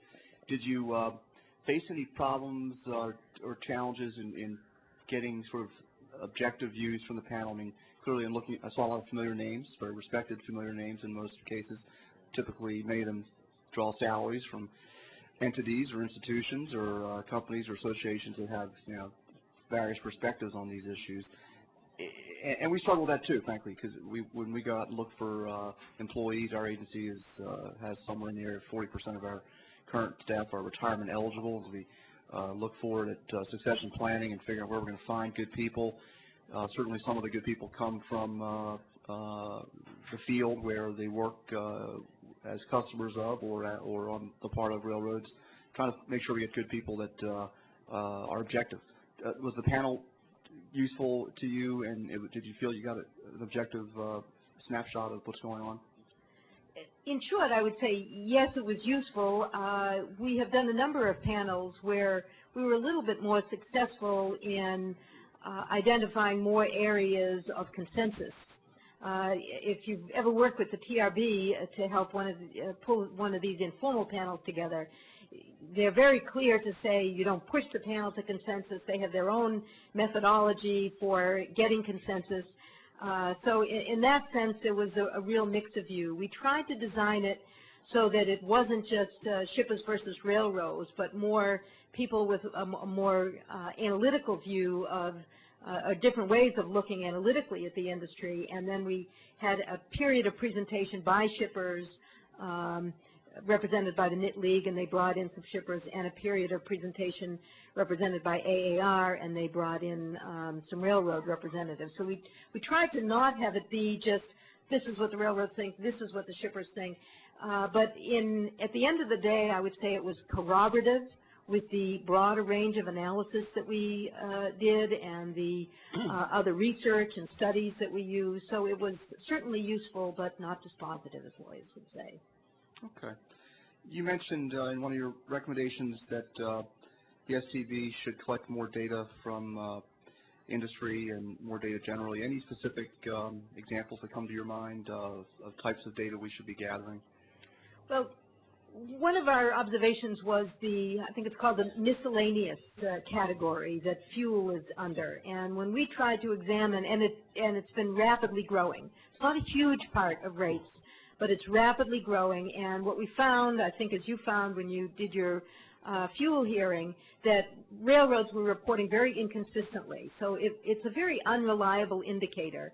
And we thought that that was one area that really lent itself to some guidance to get more consistent reporting, so that particularly if you have a factor that's increasing rapidly, you don't have to discount it and say, well, some report one way, some report another, so we can't really figure out what it might mean. But we can speak with you further in detail. I think there's a little bit more in the report on the specific areas where we thought some kind of consistency and guidance would improve the reliability of the data. Okay, thank you. Yeah, I think we'll take you up on that because that's something we're very interested in. We'd love to get your thoughts on, I think you touched on this, but we're very focused right now as an agency on some of the rulemaking proceedings before us, as you might imagine, one of which we just concluded this past Monday in the area of trying to lower costs of bringing large rate case disputes to us, shortening the time frame that those cases should take or require to be seen through and addressed by our agency. And our sites now are very much focused on small rate case guidelines, and we have active rulemaking underway. Do you think our attention's in the right place there? Not to say that's exclusively what we're focused on, but clearly by focusing on that, we do believe that an excellent way to make sure that any market problems, rate problems, et cetera, any abuse of market power, that specific cases can come to us with specific facts would be in a case, and to make sure that our procedures for handling those cases are what they should be. And I just would like to get your reaction to that. Well, we're very clear that we think it's excellent that the board is moving forward looking at trying to both make large cases and more simplified cases functionally accessible and useful. However, our analysis led us to say that there ought to be more emphasis than we've really seen with the prevention of the potential abuse, to try to get in there and see if there are some appropriate opportunities where by facilitating or promoting competition, we basically prevent the problem and folks don't have to then come in through the relief process. So I think it was a question of balance that we agreed that this focus on the relief process was good, but some attention to this other area was important. And in comments, you talked about the shortage of resources, and we know you're a very small organization, and both in briefing the congressional requesters and in talking with your staff and in writing the report, we agreed that if resources is the problem that really prevents that kind of analysis, then you ought to go to the Congress and identify what kind of resources would be required. Because in our view, it's really our reading of one of the core responsibilities of the board. Okay, thank you. Vice Chairman Mulvey, questions? Yes. Hello, Jada. Jada is the reason I'm here, actually. It was Jada who brought me back to Washington, D.C., and brought me back to work for the federal government. So we spent quite a bit of years, working together at GAO.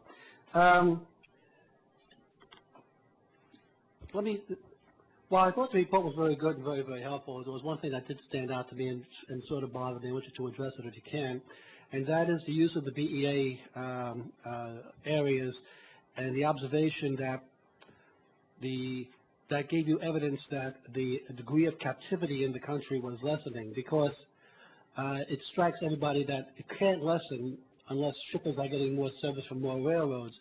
And clearly, over the time period in which you're doing your analysis, there wasn't any increase in the number of railroads serving shippers who were captive. So captivity in that sense couldn't go down. And it seems to me what you have is that the areas that have serviced by more than one railroad are growing more than those that are served by only a single railroad. And so the importance of captivity may be going down, but captivity itself is not going down. Can you comment on that? Well, as I even took time to summarize today, there are significant limitations with using the BEA data. Mm-hmm. We were aware of that and even weighed whether we should even present it.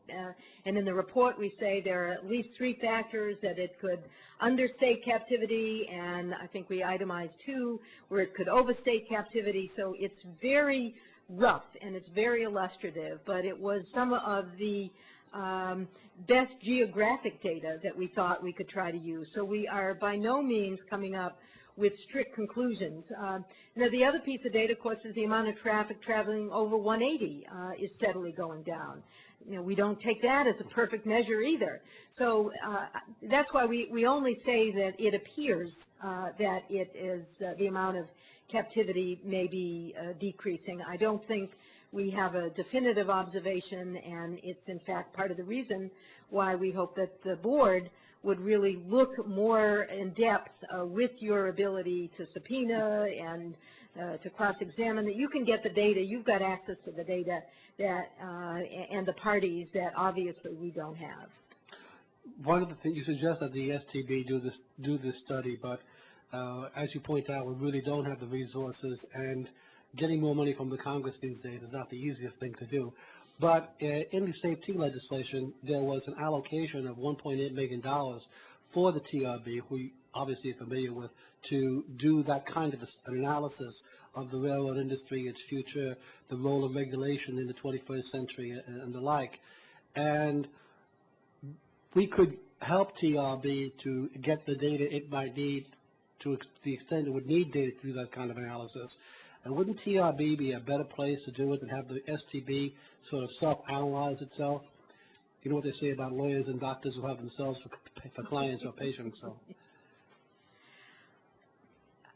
there could be merit to that. I think some of the most thoughtful and probing work on national freight policy has already been done by two different TRB special studies. They're very far-reaching, they're very thoughtful, so they've clearly got the expertise to pull together very insightful folks and really grapple with really pretty difficult questions. I guess we weren't ready to give up on the fact that we thought that this was a central authority of the board, and that the responsibility in this balancing really included to assure and oversee and promote competition, not just be there after the fact for folks who, as you may be suggesting, are increasingly captive. So it was really an area that we thought was so important that we weren't so quick to say, well, we've heard about this other study, maybe the TRB should do it. On the nominal versus real rates, would it be fair to say that the data show that grain rates actually fell less than other rates, but they still fell in real terms over the period you're looking at? Yes. Okay, thank you. Commissioner Buttrey? Thank you. Ms. Sager, thank you again for coming today and sharing your thoughts and views with us again. I'm amused from time to time about this discussion about competition and what that means in terms of the way railroads operate and the way regulation is structured and the way the Congress has structured the Staggers Act. When you talk about increasing competition, what exactly do you have in mind? Or have you gotten that far along? No, I think we have some specific ideas. It's interesting because I've been analyzing the implementation of the deregulatory policies for the 25 years. I was actually in the Carter White House when all of these bills passed, and there with the debate. So I've had the privilege of doing a lot of work tracking airline deregulation, telecom deregulation, as well as this recent study. And I think the reality is that it was a profoundly sound national policy to promote competition where it could work. And we've seen the benefits in all three of those sectors in terms of investment and innovation and cost reductions and efficiencies, with pain to some, but definitely with national and net social welfare benefits. On the other hand, in all of those areas, there are remnant areas of captivity where competition was not a natural result of letting markets be markets. And I think in each of those legislative scenarios, strategies were laid out to have some monitoring of the state of competition and affirmative action to facilitate and promote competition. I think in airlines, there were issues about gate access that were very important, and Perseverance in the late 90s actually when most of the new entrants actually just kept going out of business. It was that perseverance of being able to get in that really sustained them, and we have a very different industry now. Telecom, I have some ongoing work that I'll talk about in about a month that's about remnant market power and what the appropriate regulatory response is.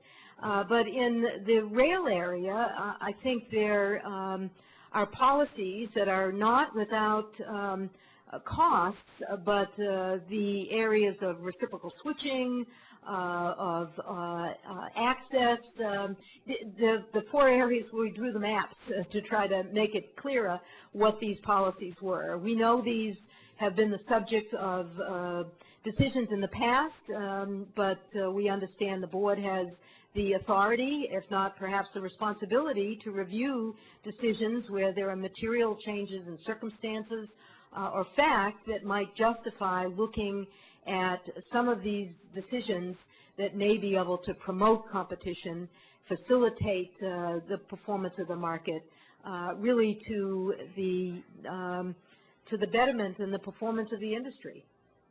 I mean, monopoly is not good for an industry. Wouldn't you agree that there are some considerable differences between the airline industry and the railroad industry? For instance, in the airline industry, the airlines do not own the airways. Absolutely. People, basically, the American people own the airways, and those airlines use the airways at the will of the federal government, if you will. And it seems to me that when you start talking about competition in the railroad industry, what people seem to be thinking is, when you really boil everything down to the lowest common denominator, is that the thought is that service would be better and prices would be better if there were two railroads competing on every single rail line in the country. And I have asked over and over again for somebody to convince me how a shared monopoly works better than a plain monopoly, and I have yet to have anybody explain to me how that would happen, how that would work. And not the least of which it's legally impossible to do that. But that seems to be what people have in mind when they talk about competitive access. And that logic totally escapes me, how a shared monopoly would work better than just what we have right now. And if you assume that that's the case, shouldn't we be focusing on pricing rather than the competition, the idea of competitive access? Well, some would call. Because you had a graph up here that shows that there's a huge amount of traffic that's traveling on the system, over 300 RBC. Right. Okay, that's sticking in the craw a lot of people. Right. Okay. It seems to me, and I'd like your views on this, that the effort should be placed on pricing and not on competitive access, because that's really what you're talking about when you're talking about competition. You're talking about other railroads running on the private proprietary lines of another railroad. And the world as I see it, I may not see the world clearly. Sometimes my glasses are dirty or whatever, but my vision is not as clear, and I can't see around corners as well as some people do. I don't see that happening. I don't see that happening in the real world.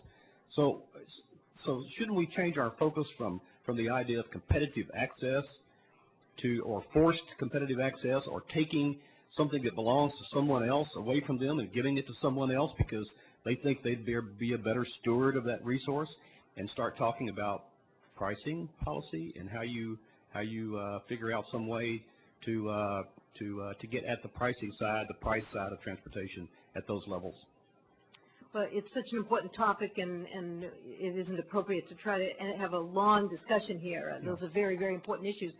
I would say I think it's both.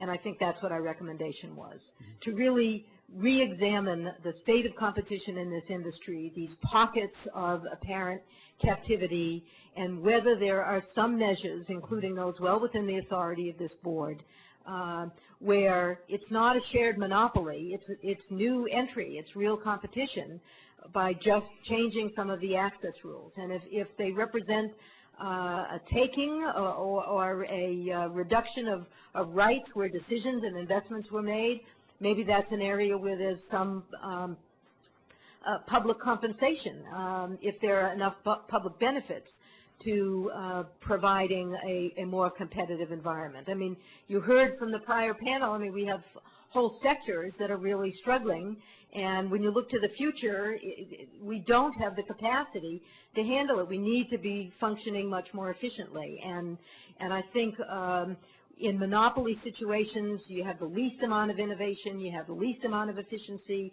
you have the least amount of service, and if there are some markets where on the margin some actions might be able to facilitate new entry, facilitate competitive conditions, then that would make sense. We're very clear we don't believe every market in this country can support 2 railroads. So this isn't a universal issue, and that's why your other notion of focusing on pricing and focusing on meaningful availability of relief is absolutely important as well. So I basically agree that pricing is important, but I believe that this isn't an unimportant area to really open up and re-examine. Thank you.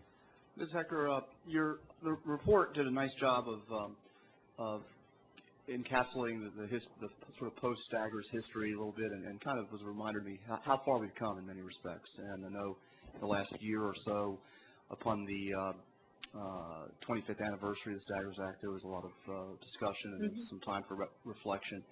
Do you think, based on your work and your experience, that it's time now to revisit, from a policy perspective, the sort of the Staggers balance that was struck? Is there enough changed circumstances now that didn't exist when the Staggers Act was developed, where the driving reality was railroads going bankrupt and our country being threatened with the possibility of perhaps waking up one day not having any more railroads functioning?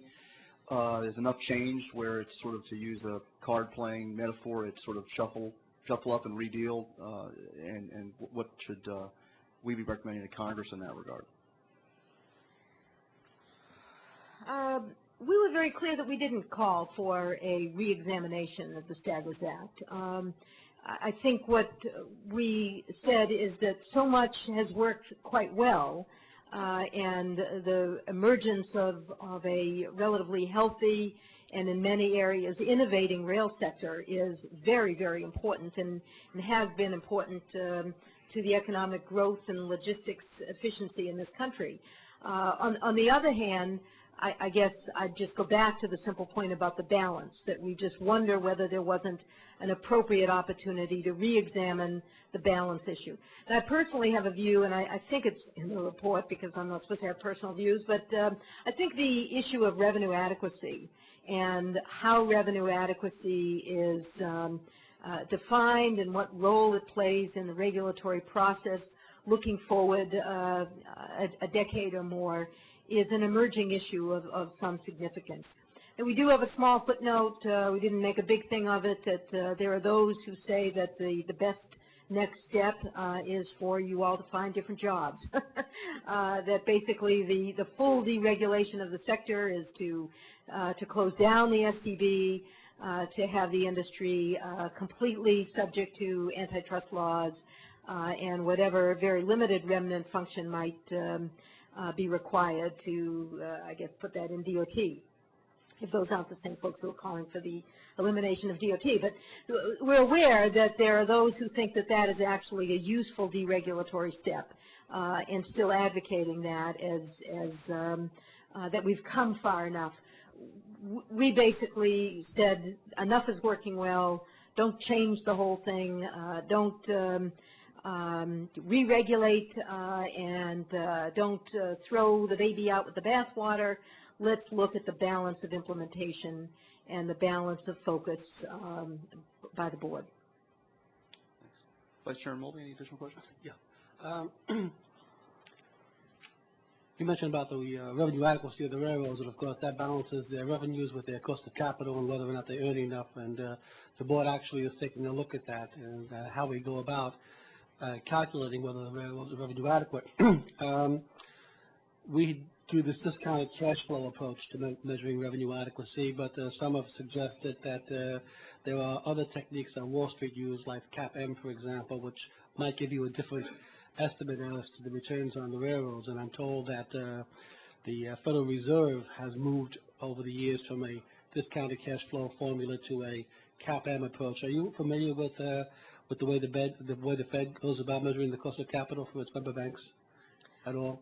No, and my suggestion was that I think there are just some important issues to look at, as you've said, that there is the ongoing debate about the best measurements, and if asked, we will play a role in that, and if not, then you will proceed as the board deems appropriate.